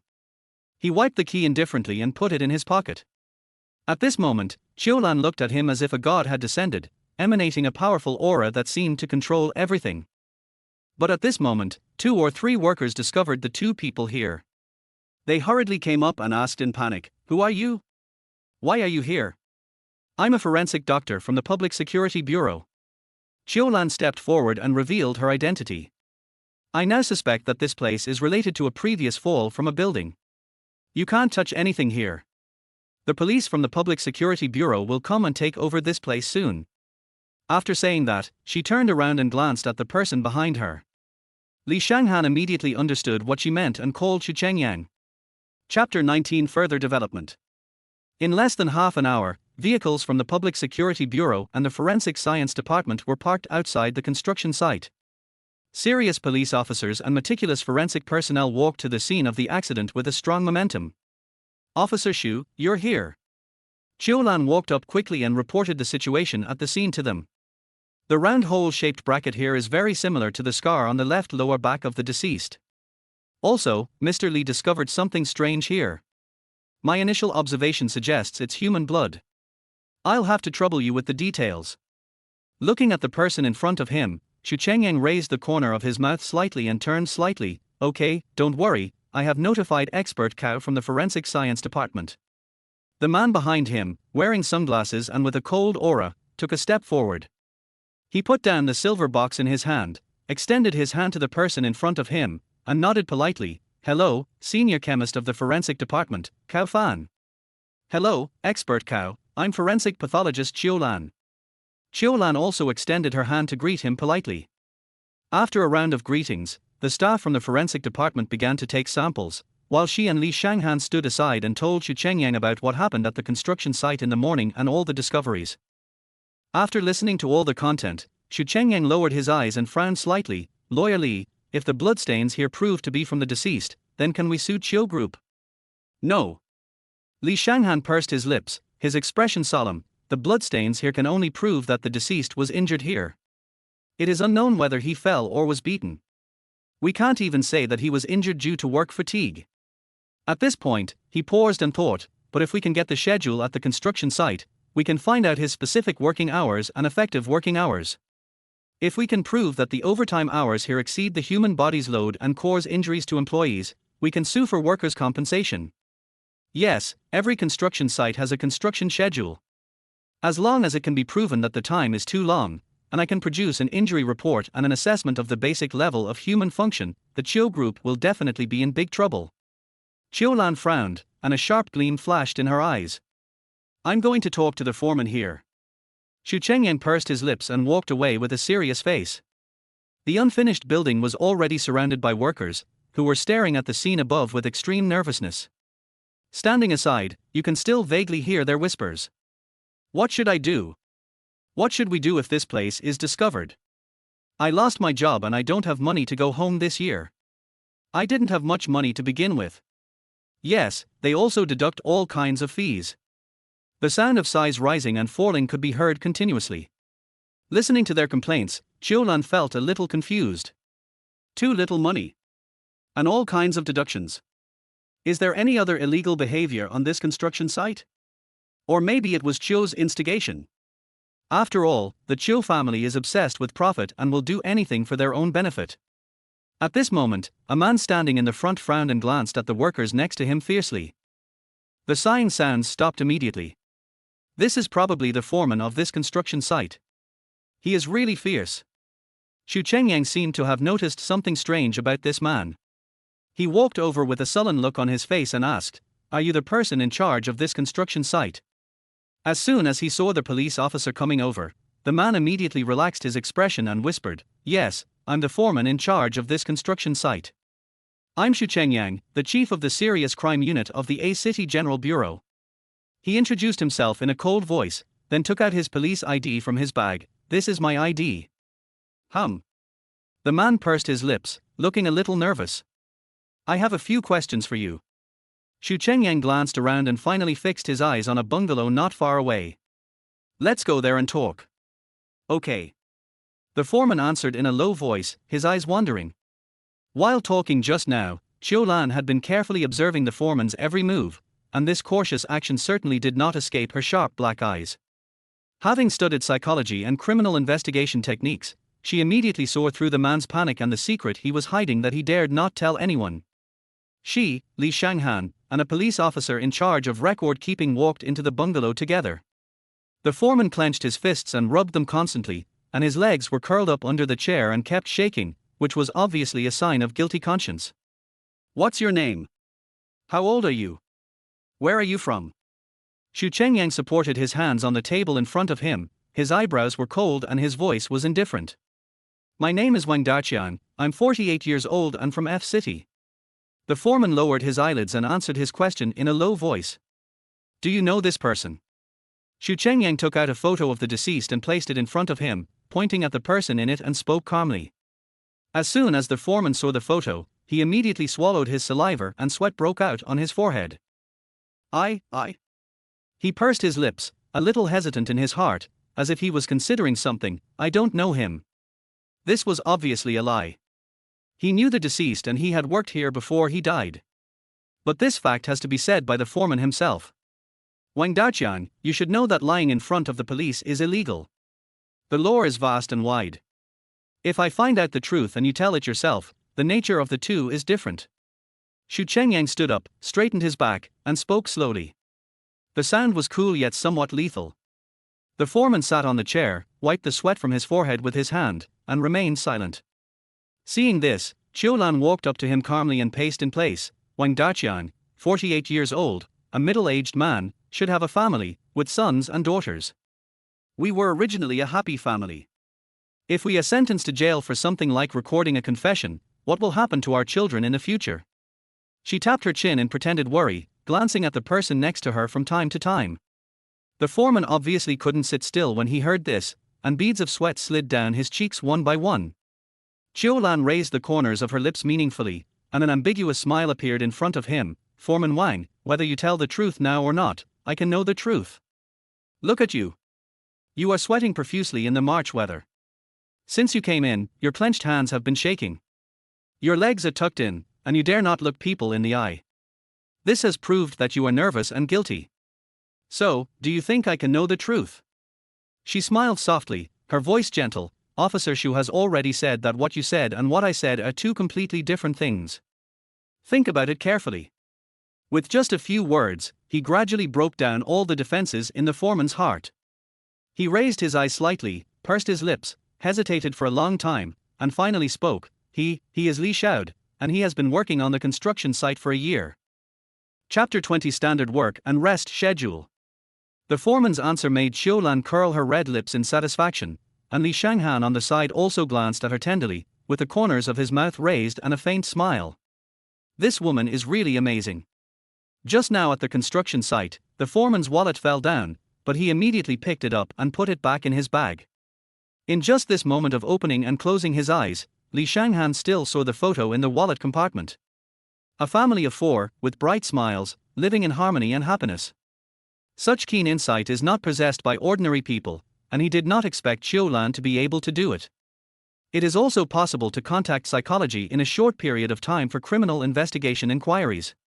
She is really a smart woman. It has to be said that Li Shanghan is becoming more and more interested in her. At this moment, Xu Chengyang also looked at her with a smile on his face and nodded slightly, casting a look of admiration and gratitude at her. Dr. Qiu, thank you very much. After breaking the foreman's psychological defenses, it became much easier to ask him questions. After our investigation, we found that the deceased had many scars on his body. Before his death, was he injured in the place we just investigated? Xu Chengyang deliberately slowed down his tone and tested him, or was he beaten by someone? No, I was not beaten. The foreman suddenly became agitated. He gripped the armrests of the chair tightly with both hands and frowned. After taking 2 deep breaths, he calmed down and said slowly, "It's common to get injured when working on a construction site. Look at the worker outside. That person has no wounds. Whose hands are beautiful? Injuries are common, but if they are caused by overwork, it is not common." Xu Chengyang pursed his lips and asked in a low voice, "Did the deceased fall down the stairs last Monday?" Hearing this, the foreman nodded hesitantly. "Yes, I did fall. But the person involved was fine except for a few scratches. I know he can still work, so nothing serious has happened." Xu Chengyang nodded expressionlessly. "Where's your schedule? I need to take it back to investigate." Schedule. The foreman pursed his lips and swallowed. "There is no schedule on the construction site, only a clock in and out." "That's fine, take it out and let me see it," Xu Chengyang said calmly. The foreman took out a crumpled piece of paper from his bag with trembling hands. After reading the above content, Xu Chengyang gradually frowned, then turned around and handed it to the person behind him. Qiu Lan and Li Shanghan took the clock in sheet and looked at the contents carefully. At 9 in the morning and 5 in the afternoon, there were various different handwritings, which were the signatures of each worker. This is the table for this month, up to today. The content on the table does not match what Ms. Chen said about returning home very late at night. Li Shanghan stared at the watch, frowning. 9 to 5, the work schedule is even more standard than that of white-collar workers in the company. How is that possible? Qiu Lan bit her red lips, her eyes blank and her face full of disbelief. Which construction site would have such a schedule? It's obviously a show. It seems that we have to ask the workers outside to find out the specific truth. Li Shanghan's voice was cold, and his dark eyes were covered with a thin layer of coldness. After asking a few more simple questions, Qiu Lan and the others walked out of the room. The evidence search outside has been completed and the forensic personnel have left. Except for the suspected area which has been blocked off, other workers are doing their work step by step. In order to investigate the truth of the matter, Xu Chengyang, Qiu Lan and Li Shanghan went to ask the workers for information separately. When answering relevant questions, most of the workers were hesitant and could not explain clearly. Even if they did, they said that they did work according to the hours on the schedule and did not mention overtime. Even when asked directly, they denied it. Everyone spoke in unison, as if it had been arranged in advance. After asking without any results, the 3 of them got together and shook their heads helplessly. Suddenly, Qiu Lan's sight stopped on a balcony on a certain floor of a nearby building, where there was a telescope and a tripod with a camera. Monday? She quickly scanned her mental memory of Monday. On that day, the weather station reported that a certain asteroid would meet the Earth between approximately 7 and 10 p.m. All this is such a coincidence. Could it be that the family happened to capture the scene? After glancing back at the suspected location of the incident, she determined that the balcony was located in a location where she could find stairs. Qiu Lan told the 2 people beside her all that was in her mind. The 3 of them confirmed this speculation unanimously. If we can really get a video or photo, and happen to capture the incident, then the Qiu family will have no reason to shirk responsibility. Xu Chengyang smiled faintly and nodded firmly. You don't have to slap someone to make him suffer a crime. You can also punish him. Li Shanghan said coldly, with a gleam of light in his eyes.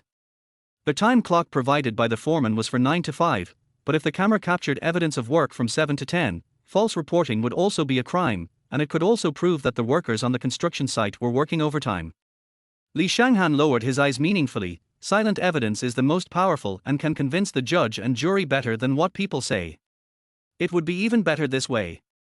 Since I'm appealing on behalf of the deceased's family, I can also teach the Qiu family a lesson. Qiu Lan bit her lip angrily, her pupils gradually dilating. But not everything is so lucky. After they found the house, they stood in front of the door and knocked and waited for a long time, but no one responded. It was not until I asked the neighbors next door that I found out that the family had gone out for a trip the day before yesterday and would probably not be back for another 2 or 3 days. After finishing all their work, the sun was setting. Qiu Lan was about to go home, but Li Shanghan suddenly walked up to her and said, "Let's have lunch together at noon." "No, the cookies and biscuits are still at home." She was stunned and made up an excuse to perfunctorily answer him. But before going out this morning, Li Shanghan clearly saw Qiu Lan fill both food bowls and the water came from an automatic water dispenser. This woman is really Dr. Qiu, but last night I went to see you with good intentions, but you treated it as if you were going to spend the night with someone else. Don't you have any reaction? Spend the night together. Qiu Lan bit her red lips awkwardly. She thought he had forgotten, but she didn't expect him to remember now. Okay. Qiu Lan gently touched her neck. I'll treat you to a meal at noon today as a way of thanking Mr. Li for helping me yesterday. And this morning, as you said, if you don't owe anyone a favor, repay it in person. Listening to their conversation, Xu Chengyang was confused and didn't understand what they were talking about. Dr. Qiu, what happened to you last night? Chapter 21, Chatting and Laughing. Nothing. Qiu Lan raised the corner of her mouth slightly. Officer Xu, let's have dinner together. Lawyer Li and I want to come too anyway. Maybe not. We have just collected a lot of clues here, and I still have to catch him and follow up. Xu Chengyang shrugged helplessly. It's already noon, time for lunch. Qiu Yang picked up her phone and pointed to the time playfully. It's 12 o'clock, the police officers also have lunch. Well, since Dr. Qiu has said so, I will respectfully obey. Xu Chengyang raised the corner of his mouth slightly and nodded gently. Originally, Li Shanghan wanted to have lunch with Qiu Lan, but he didn't expect someone to show up halfway. His eyes darkened, feeling somewhat unhappy. I know a newly opened Japanese barbecue restaurant that's pretty good. We can go try it. Qiu Lan said with interest. But before he could finish his words, Li Shanghan had already rejected him coldly. Your hand is still injured, and barbecue is too irritating, so you'd better not eat it. Just eat something light. Hearing this, Xu Chengyang immediately frowned, looked sideways, and asked with concern, Dr. Qiu, are you injured? Was it last night? Officer Xu, thank you for your concern. It's just a minor scratch, nothing serious.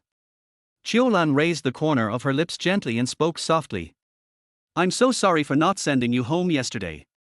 Xu Chengyang lowered his eyes slightly, with a hint of worry lingering between his brows.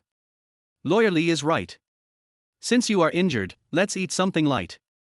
By the way, I know there is a soup pot restaurant in Red Star Square. It's a century-old shop and very good. Let's go and try it. He raised his eyebrows and spoke in a light voice. Okay, it's a century-old shop, the food must taste good, you can go and try it. Qiu Lan nodded with a smile. Li Shanghan, who was sitting in the driver's seat, felt uncomfortable listening to the two people talking and laughing in the back seat. His already slightly frowned brows became even more furrowed, and his eyes seemed to be covered with a layer of frost. Following the route indicated by the navigation, they soon arrived at UG Soup Pot Restaurant. There were many people in the restaurant, and they waited for 10 minutes before they could settle down. I want a mushroom soup pot, thank you. Qiu Lan ordered one at random, then handed the menu to their waiter, then turned around and looked at the two people opposite. You guys can order whatever you want, it's my treat today. We're going out for dinner, how can I let you treat us? Let me do it. Xu Chengyang responded politely. No need. I owe Lawyer Li a favor anyway. Let me do it. Qiu Lan glanced at Li Shanghan meaningfully and said softly. So, I'll just have a meal with Lawyer Li today. It's okay. I'll treat you to dinner another day when Dr. Qiu's wound is healed. Xu Chengyang nodded politely. Listening to the conversation between the two, Li Shanghan's eyes became even colder. Suddenly, Qiu Lan frowned and asked worriedly, "We asked the workers at the construction site today, but none of them mentioned overtime, and there was no such thing on the time clock. What should we do? We can't just wait for that family to come back and see if there will be any clues, right?" The problem she mentioned was a bit tricky. Although they pried open the foreman's mouth, identified the deceased's workplace, and found the suspected accident site, the watch the foreman called out was obviously fake. "My colleagues and I will visit the surrounding areas to see if we can get some useful confessions." Xu Chengyang frowned, supporting his chin with one hand, and said softly, "I'm afraid the visit will be useless." Li Shanghan lowered his eyes, took a sip of the lemonade on the table, and said indifferently, "When the construction site opens at night, they won't use large machines or turn on the headlights, and the workers will only do some carrying work at most. So even the people in that tall building will not pay much attention to this matter." His eyebrows moved slightly, and his voice became a little colder. "Besides, now that this has happened, I'm afraid all the projects under construction under the Qiu Group have stopped working overtime in order to avoid the limelight during this period." These few simple sentences point out the crux of the matter. Then what should we do now? We can't just sit there and wait to die, right? Qiu Lan murmured in a low voice, thinking about this matter secretly in her heart. "I will find a way. Maybe to get this evidence, I can't use ordinary means." Li Shanghan's eyes flashed and he spoke calmly. "Lawyer Li, as a lawyer, you cannot break the law knowingly." Xu Chengyang followed his voice and reminded. This kind of friendly reminder may be a conditioned reflex as a police officer. Even though I knew the person in front of me was a famous lawyer, I couldn't help but say a few more words. But when Li Shanghan heard this, he glanced at him coldly.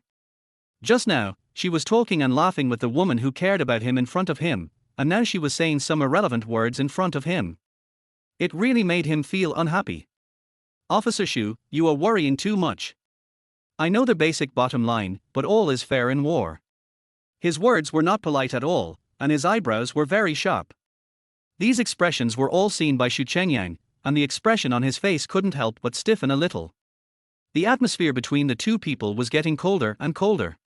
Qiu Lan, who was feeling the cold atmosphere nearby, didn't know what to say for a moment. Fortunately, at this time, the waiter came over with a large pot and small plates. "Hello, this is your dish, it's all served, enjoy it slowly." "Okay, thank you." Qiu Lan responded politely and nodded slightly. "Eat quickly. After that, we can do our own things." She raised her eyes to look at the two people who were in a weird atmosphere and spoke to break the deadlock. But less than 20 minutes later, when the food had just cooled down to the perfect temperature for tasting, the phone in Qiu Lan's bag suddenly rang. "Excuse me, I have to answer the phone," she said softly, then stood up and walked out. "Hello, yes, I'm the forensic Dr. Qiu Lan." "What?" After hanging up the phone, she hurried back to her seat with a hurried look on her face. After taking out 500 yuan in cash from her bag and putting it on the table, she put on her grey coat and said, "I'm sorry, there was a car accident on South Street and there were casualties. My colleague asked me to go back quickly. You guys eat, put the money here, this meal is on me." After saying that, she turned and walked out of the store, but at this moment Xu Chengyang called her. "Dr. Qiu, wait for me.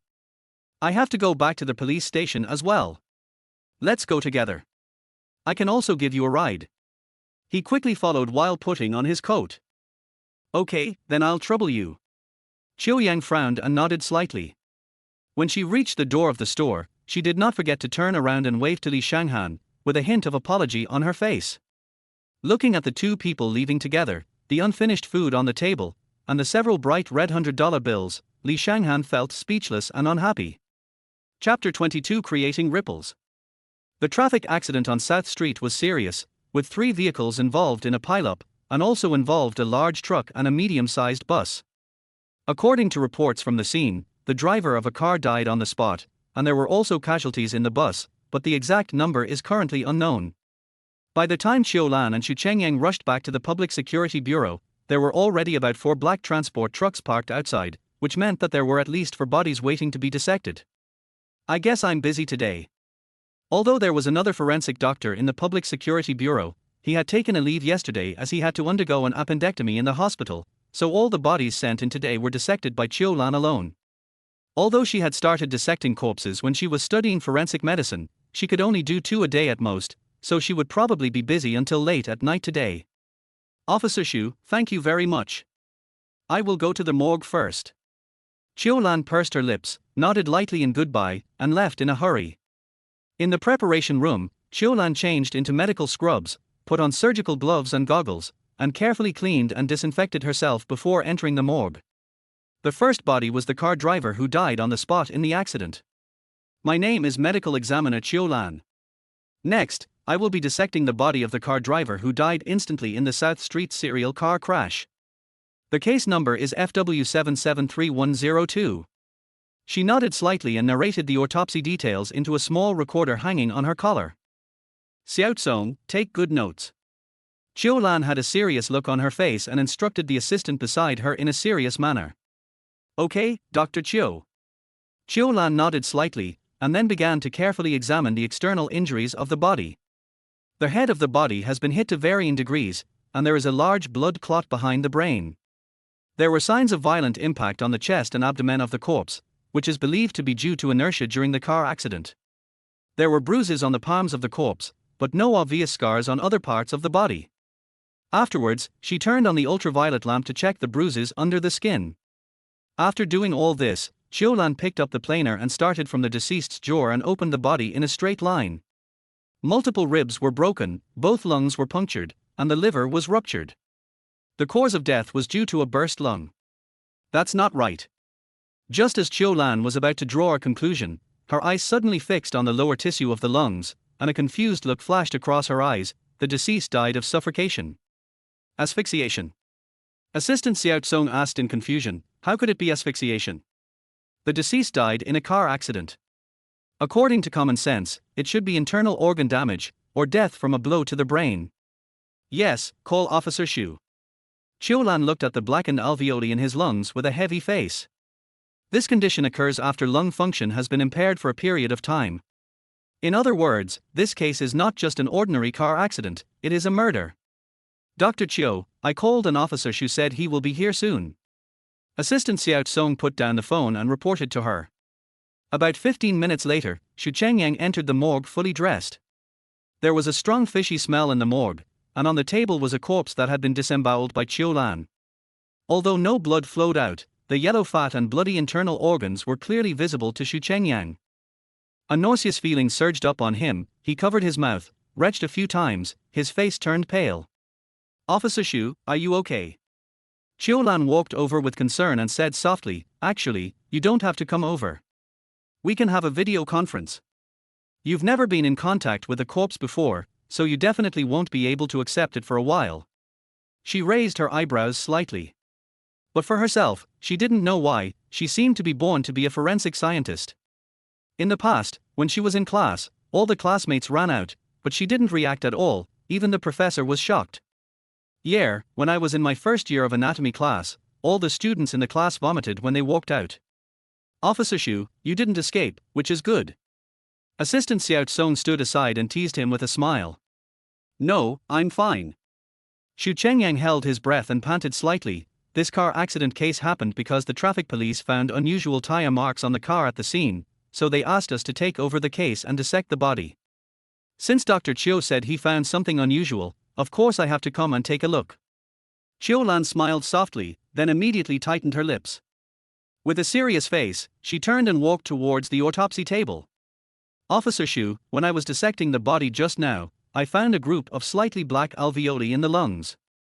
This situation shows that the deceased had stopped breathing before the car accident, because the deceased's lungs were punctured and the liver was ruptured. He must have died on the spot. This situation is impossible. After that, she walked around the autopsy table to the other side, turned the deceased over on his back, and handed the glasses to Xu Chengyang. Xiao Tsong, turn on the ultraviolet light. Under the ultraviolet light, purple-red marks emerged. Similarly, this can also explain why there are so many scars on his back that have not yet appeared. Qiu Lan frowned and whispered, the deceased had an argument with someone before his death, and there was a physical collision. And someone drugged him. Qiu Lan used tweezers to pick out the white powder that had not yet completely decomposed from the stomach and put it on the tray. Give it to the forensic department to see what it is made of. If I'm not mistaken, this should be the reason why the deceased suffocated. So, this might be a murder case, because the death of the deceased caused the car to lose control and a chain reaction occurred. Xu Chengyang glanced at the place she pointed out with the corner of his eye and kept dry heaving. You can say that.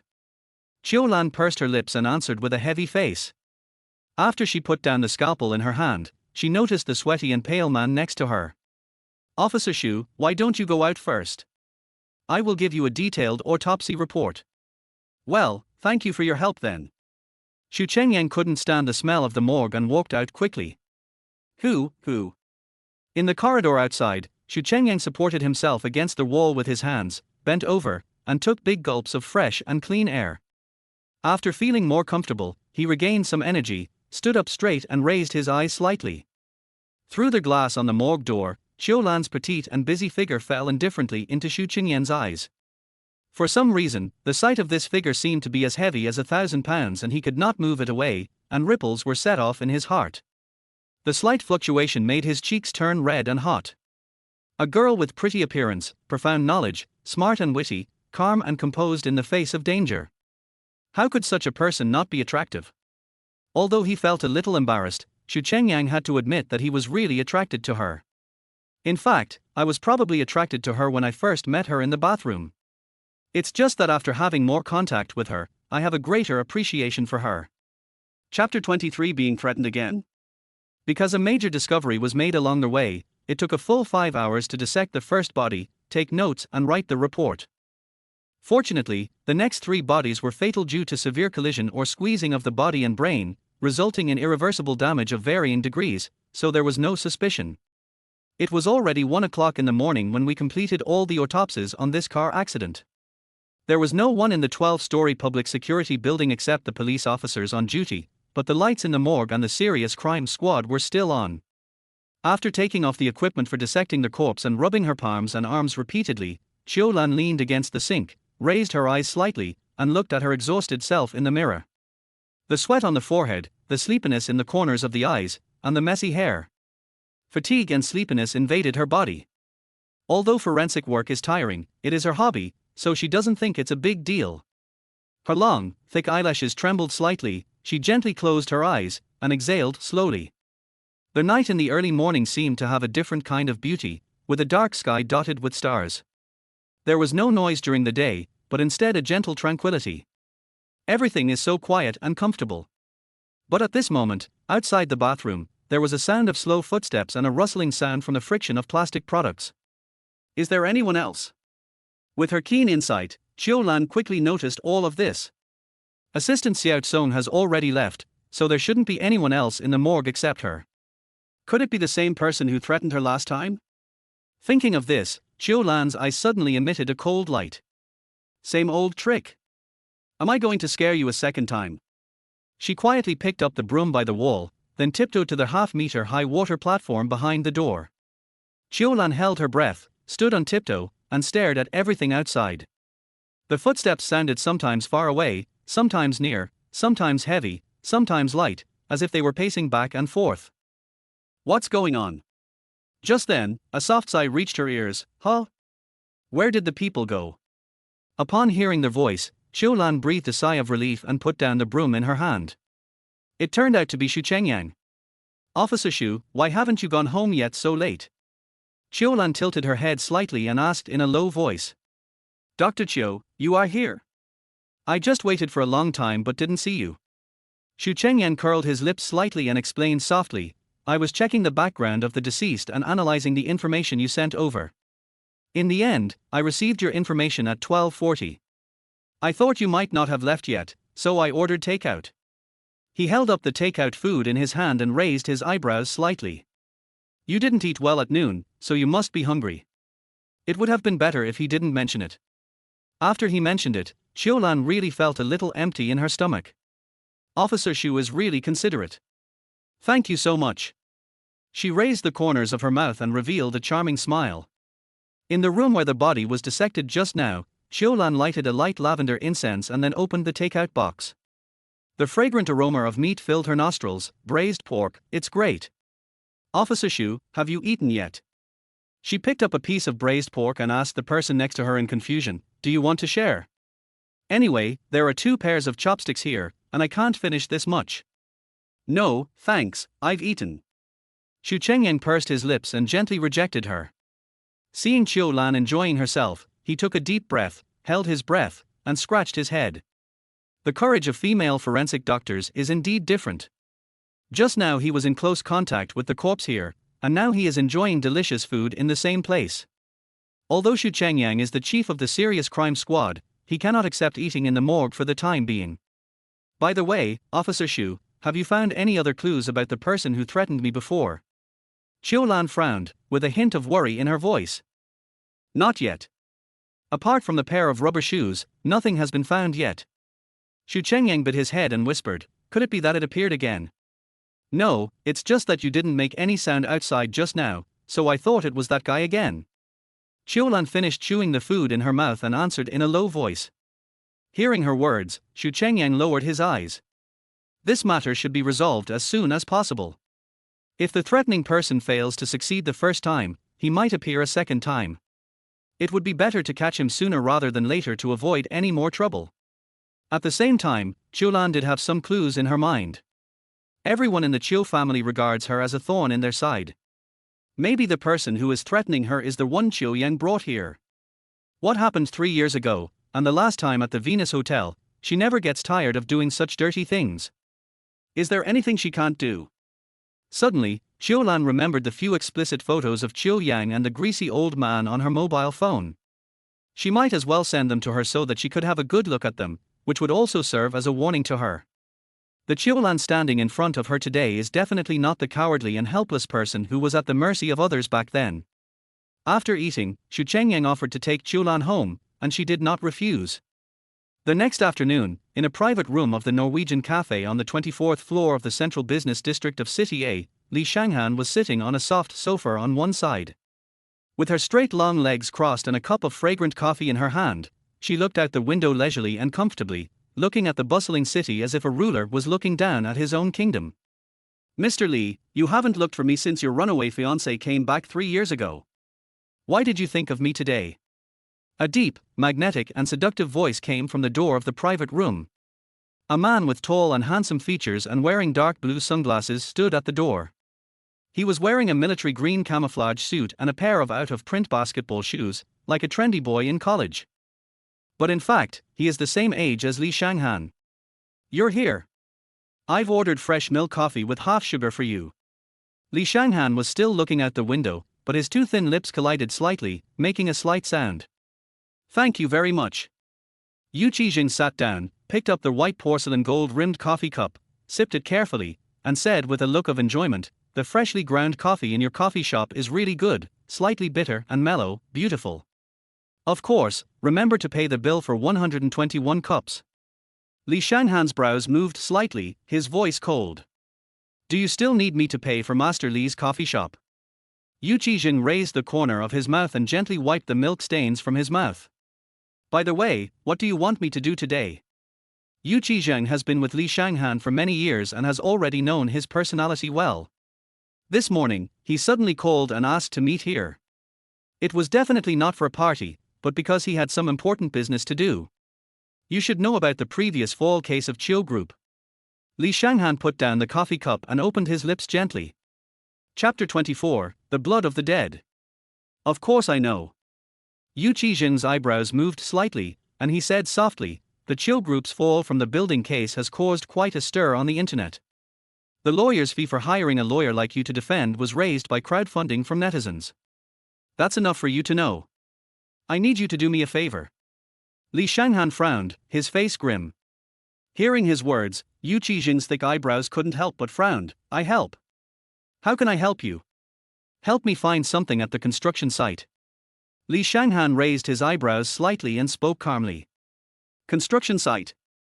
How can I help you find it? You should be better than me in this ability. Yu Qijing looked at him with full of doubts. He always felt that the man opposite him had some bad intentions. Li Shanghan curled the corners of his lips in an evil way. I'm not as good as you at pretending. That day I saw a job opening notice at the construction site where the accident happened. Before he finished speaking, Yu Qizheng immediately interrupted him in shock. You don't want me to pretend to be a worker to apply for the job, do you? Yeah. Li Shanghan picked up the fragrant coffee and nodded slightly. Mr. Li, look at me from head to toe, how can I look like a worker? He stretched out his hands in disbelief, showing off his trendy outfit. So I say, your ability to disguise is very strong. You can look like one after dressing up. Li Shanghan lowered his eyes comfortably and took a sip of American black coffee. No way. Yu Qi was frowning, his mind still on the colorful lights and champagne beauties in the bar last night. Can I refuse? He looked at the person in front of him helplessly, with a hint of pleading in his eyes. Sure. Li Shanghan glanced at him meaningfully, with a slight smile on his face. But, I can tell Mr. Yu Qi about your desire to work in the company. No, no, no. Yu Qizheng stretched out a hand to stop him. A few years ago, because of what Li Shanghan said, the Yu Qi family sent him to a special forces unit abroad for special training, and he hasn't been back for long yet. This free and easy life is so comfortable, he hasn't enjoyed it enough. How can he go back to the 9-to-5 days? Helplessly, he could only nod and agree. Okay, I promise you. I have to say, Li Shanghan is really a black-hearted person. What do you want me to get? He shrugged slightly and asked in a low voice. Schedule. Li Shanghan's dark eyes gradually became cold. The workers at that construction site must have been bribed or warned by Qiu's family. They didn't say a word about overtime. And the foreman was half-truthful in his words. He sent us away with a fake schedule yesterday. Now I want the real schedule. He bent his fingertips slightly and tapped the wall of the cup lightly, looking thoughtful. Okay, send the construction site address and related information to my email and I'll take a look. Yu Qizheng frowned and answered in a low voice. I know, you need to do this as soon as possible. Li Shanghan gave a few instructions in a cold voice. After that, Yu Qizheng left, and in this quiet private room, he opened the case files and collected materials for the appeal. Suddenly, a crisp cell phone ringtone rang. Xu Chengyang. He quickly swiped across the screen. Hello, Officer Xu, I'm lawyer Li Shanghan. The cold voice seemed to express his displeasure at his excessive concern for Qiu Lan yesterday. Are you free now, lawyer Li? Some reports on the falling case have come out, which I think should be helpful for your appeal. Xu Qingyan's voice was lukewarm. Hearing this, Li Shanghan responded briefly, packed up his things, and drove to the agreed place. 20 minutes later, at Zhoumu coffee shop.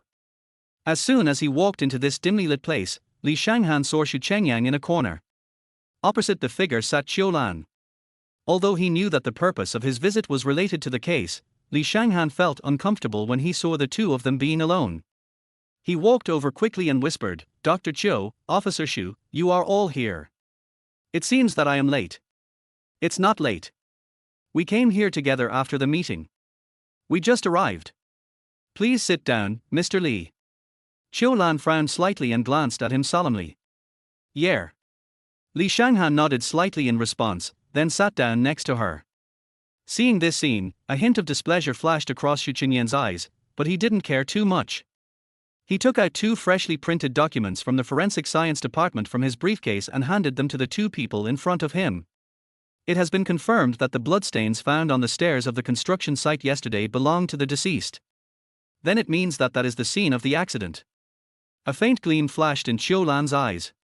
Yes, it's not enough to just prove this. We also need to prove that the injury was caused by fatigue due to overtime work. Xu Chengyang answered in a low voice, his frowning brows looking a little heavy. But we have made some new discoveries. After that, he took out 2 more identification documents from his bag. Someone in the Qiu Group building said that they saw the deceased go to see the supervisor. I followed this clue and my colleagues in the forensic department found blood in the supervisor's office. It was later confirmed that it was from the deceased. This is consistent with the scars I found on the body that have not yet appeared.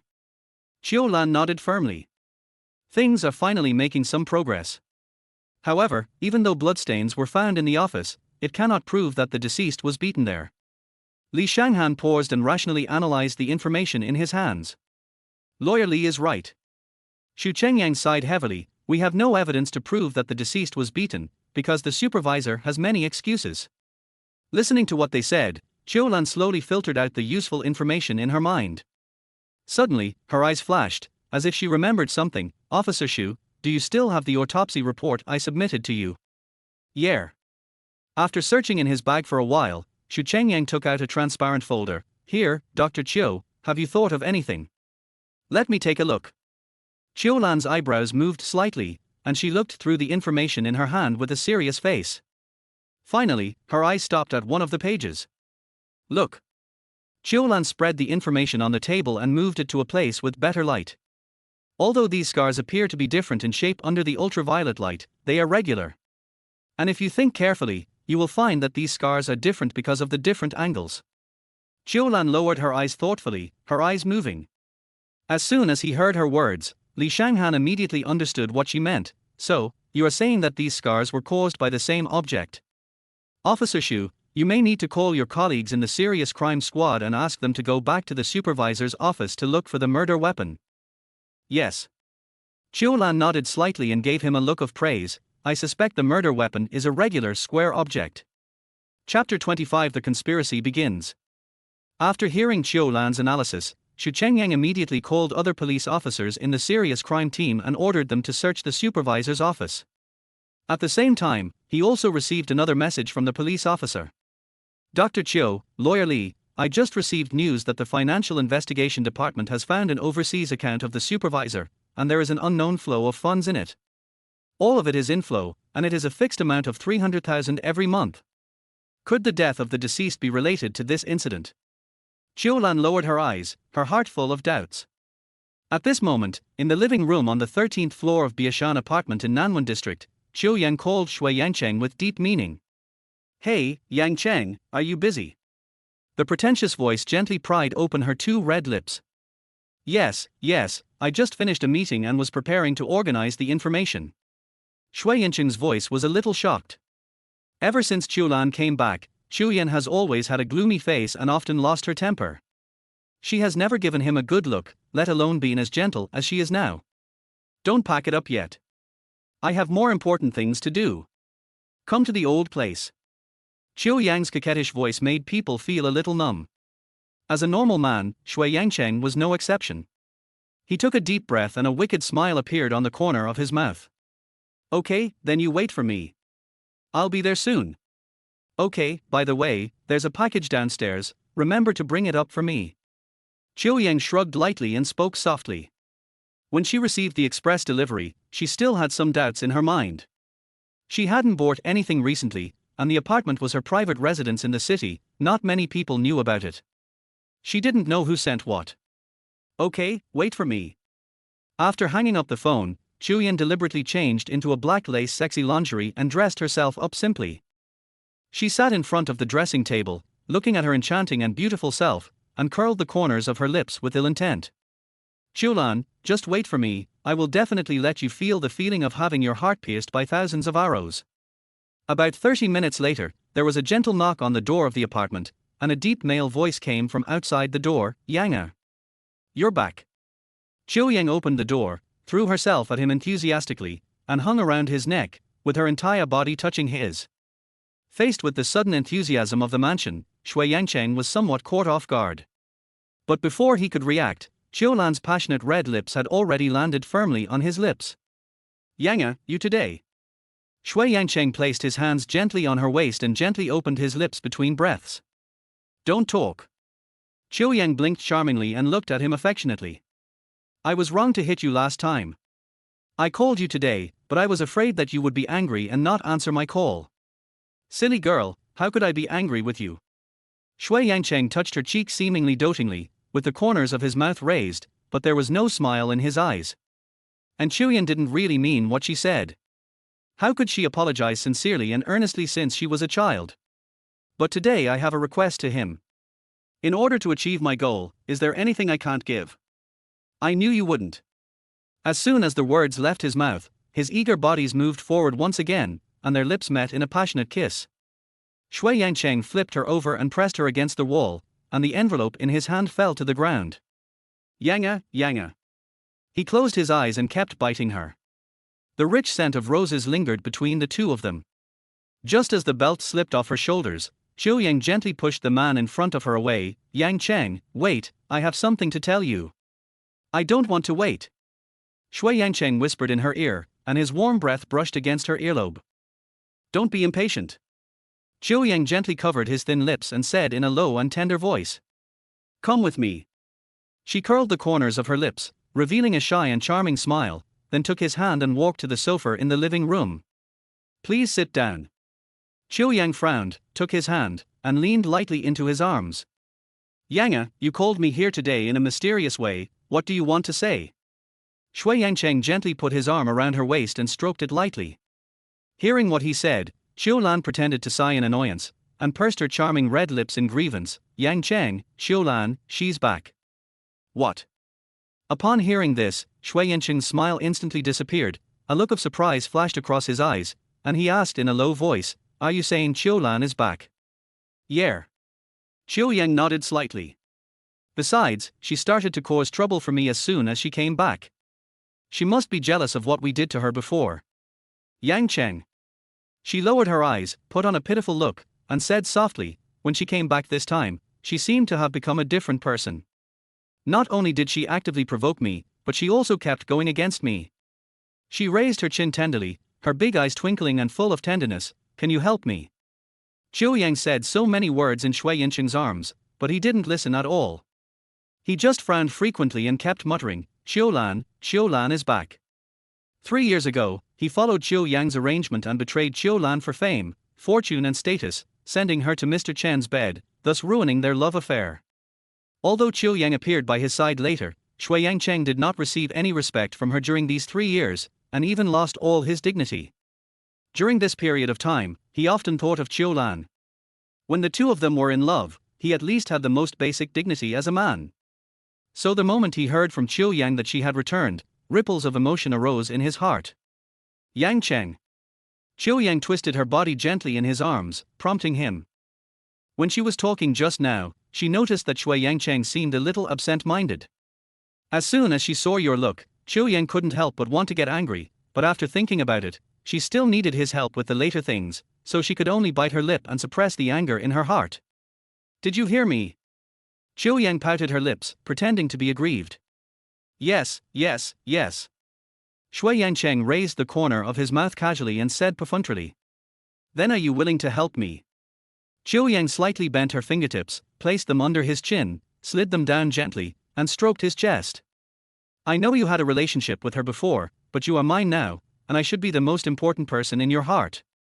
She slowly raised her chin and pecked his cheek tenderly. Yang Cheng, Qiu Lan had a relationship with Li Shanghan from the Li family before. And now I find out that Li Shanghan has been following her. If they really get married, we're done for. Qiu Yang lowered her eyes and said in a low voice. Chapter 26. A warning. You must remember that we are one now. If Qiu Lan marries the Li family and then takes away or destroys the Qiu group, we will be left with nothing. Qiu Yang slowed down her speech and tested him in a low voice. It was just as expected. Upon hearing this talk involving interests, Shui Yangcheng immediately lowered his eyes thoughtfully. Yang, but how can I help you? Yang Cheng, you and Qiu Lan had a relationship in the past, why don't you go after her? It doesn't matter what, as long as you can destroy her relationship with Li Shanghan. Qiu Yang raised her eyes slightly, staring at him eagerly. Have you ever had feelings? Hearing this, Shui Yangcheng sighed quietly, with a hint of helplessness in his eyes. Although he and Qiu Lan were once boyfriend and girlfriend, only they themselves knew whether there was any love between them. However, Qiu Yan's suggestion is also good.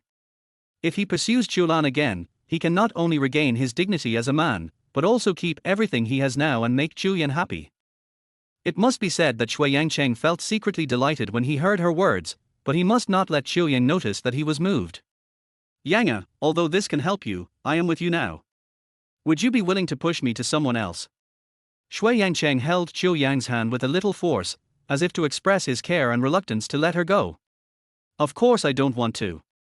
Qiu Yang pretended to be helpless and lowered her eyes, looking pitiful, but, what else can I do? Yang Cheng. She grabbed his arm and looked at him firmly. You must do this well, otherwise it will be a waste of both of our efforts. By the way, did you have sex with her before when you were in love with her? Of course not.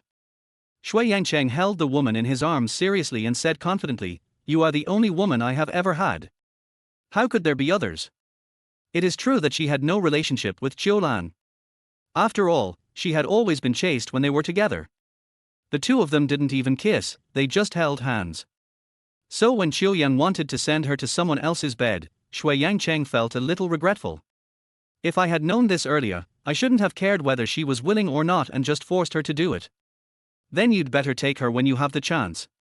Qiu Yang bit her lip, a trace of jealousy and hatred flashed across her eyes. I don't believe that Li Shanghan would want a woman who had sex with someone else. Are you really willing? Shui Yangcheng looked at her in surprise. I don't want to. Qiu Yang pursed her lips tightly and frowned slightly, but what can I do if I don't want to? As long as you can find a way to destroy them, it will be worth it. I'm sorry to have to put you and her in a difficult position. I know you don't want to do that. Yes. Shui Yangcheng is of course willing. In his eyes, Qiu Lan has always owed him something. In the past few years, he felt unhappy every time he thought of her sleeping with others. He should obviously be Qiu Lan's man, so he wants to take it all back. Yanga. Shui Yangcheng looked at Qiu Yang lovingly and kissed her gently, and she responded eagerly. After a passionate kiss, she gently pushed the man in front of her away. Didn't you bring something up just now? Let me go take a look. Okay, I'll get it for you. Shui Yangcheng scratched her nose lovingly, then walked towards the place where the envelope fell at the door. Who sent it? Qiu Yang raised her eyebrows in confusion and asked softly. He followed his line of sight and looked at the sender's information, then shook his head. Mr. L, there's no phone number or shipping address, just a note. A beautiful gift. He handed the envelope to her. Maybe someone gave it to you. For me? Qiu Yang tore open the seal with doubt in her heart. Several photos suddenly caught her eye. After seeing the contents of the photo clearly, Qiu Yang's face instantly turned extremely dark, her eyes were extremely panicked and confused, and a cold light swept across her eyes. The bullshit turned out to be the photo of her having sex with that greasy old man at the Venus Hotel that night. Her face and that vile man's face are clearly visible in the photo. Damn it, who is it? Who wants to do this to her? Qiu Yan clenched her fists tightly and lowered her head to think. It must be Qiu Lan. There is no doubt that there could only be 3 people in the room at that time. This photo must have been taken by Qiu Lan. She actually took the opportunity to sneak a picture and sent it to me now. What does this mean? Is it a warning? Or a threat? Bitch. What a bitch. I won't let you go, just wait for me, I will never let you have an easy time, I will let you taste all the pain. Qiu Yan cursed her fiercely in her heart, with rage burning in her eyes. Seeing her holding the photo with a look of resentment on her face, Shui Yangcheng curiously sat beside her and glanced at the photo in her hand. A disgusting and embarrassing scene suddenly flooded his eyes. You. What is this? He frowned and said in a cold voice, why are you in bed with an old man? Yangcheng, Yangcheng. Qiu Yan pulled his arm with tears in her eyes and shook her head aggrievedly, this has nothing to do with me. It's all Qiu Lan, it's all that bitch. She designed to send me to this man's bed. I didn't know.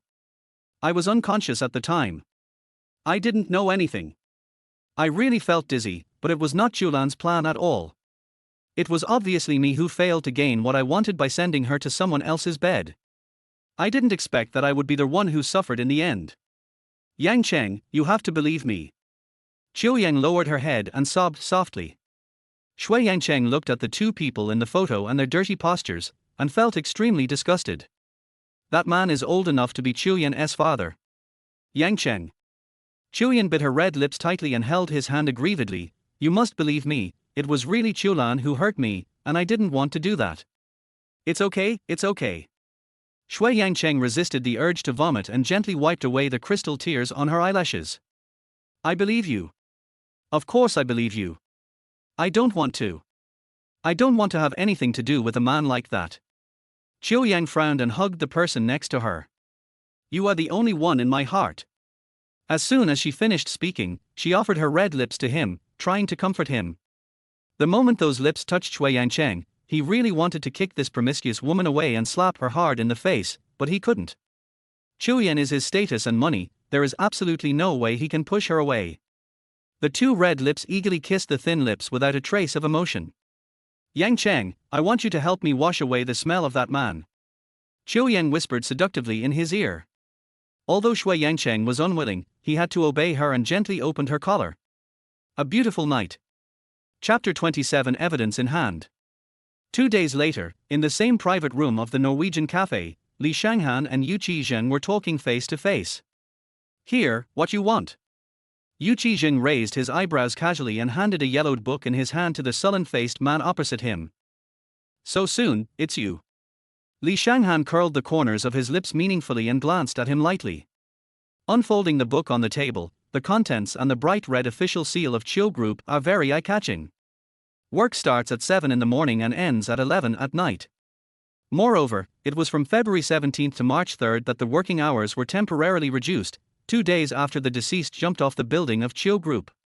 Is this it? Yu Qizheng stretched and asked softly. Yes, with this, plus the forensic injury report and the forensic appraisal report, the evidence is conclusive. At least the charge of employee injury due to work fatigue has been established. Li Shanghan pursed his lips, and his slightly wrinkled brows relaxed a little. Thank you. He picked up the coffee and raised it upwards as a way of saying thank you. However, Yu Qizheng did not intend to accept this unrealistic thank you. You're thanking me just like that. For this book, I even gave you a box of the best green view Snowland tea. During these 2 days at the construction site, Yu Qizheng has suffered a lot. I want to mention that you can be lazy when moving bricks and sand, but finding the schedule book and taking it secretly is hard work. The foreman was very sinister and treacherous. He kept his diary locked in the drawer of the temporary office for almost 24 hours and never left it, making it difficult for Yu Qizheng to approach him. Fortunately, he heard from his co-workers by chance that the foreman liked to drink tea, so he went back to Yuchi's house and secretly took a box of high-quality tea that old man Yuchi had privately collected. I just brought this tea yesterday, and the foreman liked it so much that he wanted to open the box and taste it right away. This was a good opportunity. Yu Qizheng took the opportunity to put some drugs in the tea. The foreman immediately locked the office and squatted in the toilet. He didn't come out for 2 or 3 hours. Fortunately, when he was in the special forces abroad, he learned how to sneak into houses and pick locks, and was even punished for it. The locks on the foreman's office and drawers are the simplest. Before anyone had time to notice that there was someone here, he had already opened the lock in 2 or 3 moves and slipped away with the notebook. Finally escaped from that sea of suffering, how could Yu Qizheng be sent away with just a few words of thanks? Okay. Li Shanghan waved his hand nonchalantly. How about the 1973 private tiramisu from Mano Winery? Upon hearing this, Yu Qizheng's eyebrows immediately fluttered. Sure, this wine is very precious, it's out of stock on the market, are you willing to give it to me? Now that I've said this, I will definitely give it to you. Li Shanghan curled the corners of his lips and revealed a faint smile. Okay, this is a good deal. Let's settle it. I'll go to your apartment tonight to pick it up. Yu Qizheng nodded with satisfaction, then picked up the coffee and took a sip comfortably. He had seen the wine on Li Shanghan's wine rack 2 years ago, but he couldn't get it no matter what. This time he finally got this treasure back. Putting down the cup, Yu Qizheng suddenly remembered something and his eyes dimmed. But you know what, that construction site is really black-hearted. He frowned slightly, his tone cold. I don't know if this is the intention of the top management of Qiu Group, or if it was plundered by some layer in the middle. The workers on the construction site work almost 15 hours a day, working very hard, but they only get paid about 10 yuan an hour. Hearing his words, a layer of coldness immediately covered Li Shanghan's dark eyes. Let me show you. Yu Qizheng took out another booklet with the words, salary claim record, written on it. When I got that diary, I took it out and took a look. The reasons for deducting wages on it are really weird. Yu Qizheng shook his head silently. Have you ever seen someone deduct $10 for breaking a tumbler? That's a gold tumbler. Li Shanghan didn't listen to Yu Qizheng's words anymore, but directly opened the salary record. There are 30 days in a month, and I only received less than 3,000 yuan. As he read the records, Li Shanghan's eyes became increasingly gloomy. If I'm not mistaken, the people at the construction site have no idea about the existence of this record. This must be the work of the foreman and someone in the Qiu family. A cold voice revealed the answer. The Qiu family's house is really being eaten by termites, but I don't know which layer of termites they are in. He slowly frowned, his expression grim. How do you know?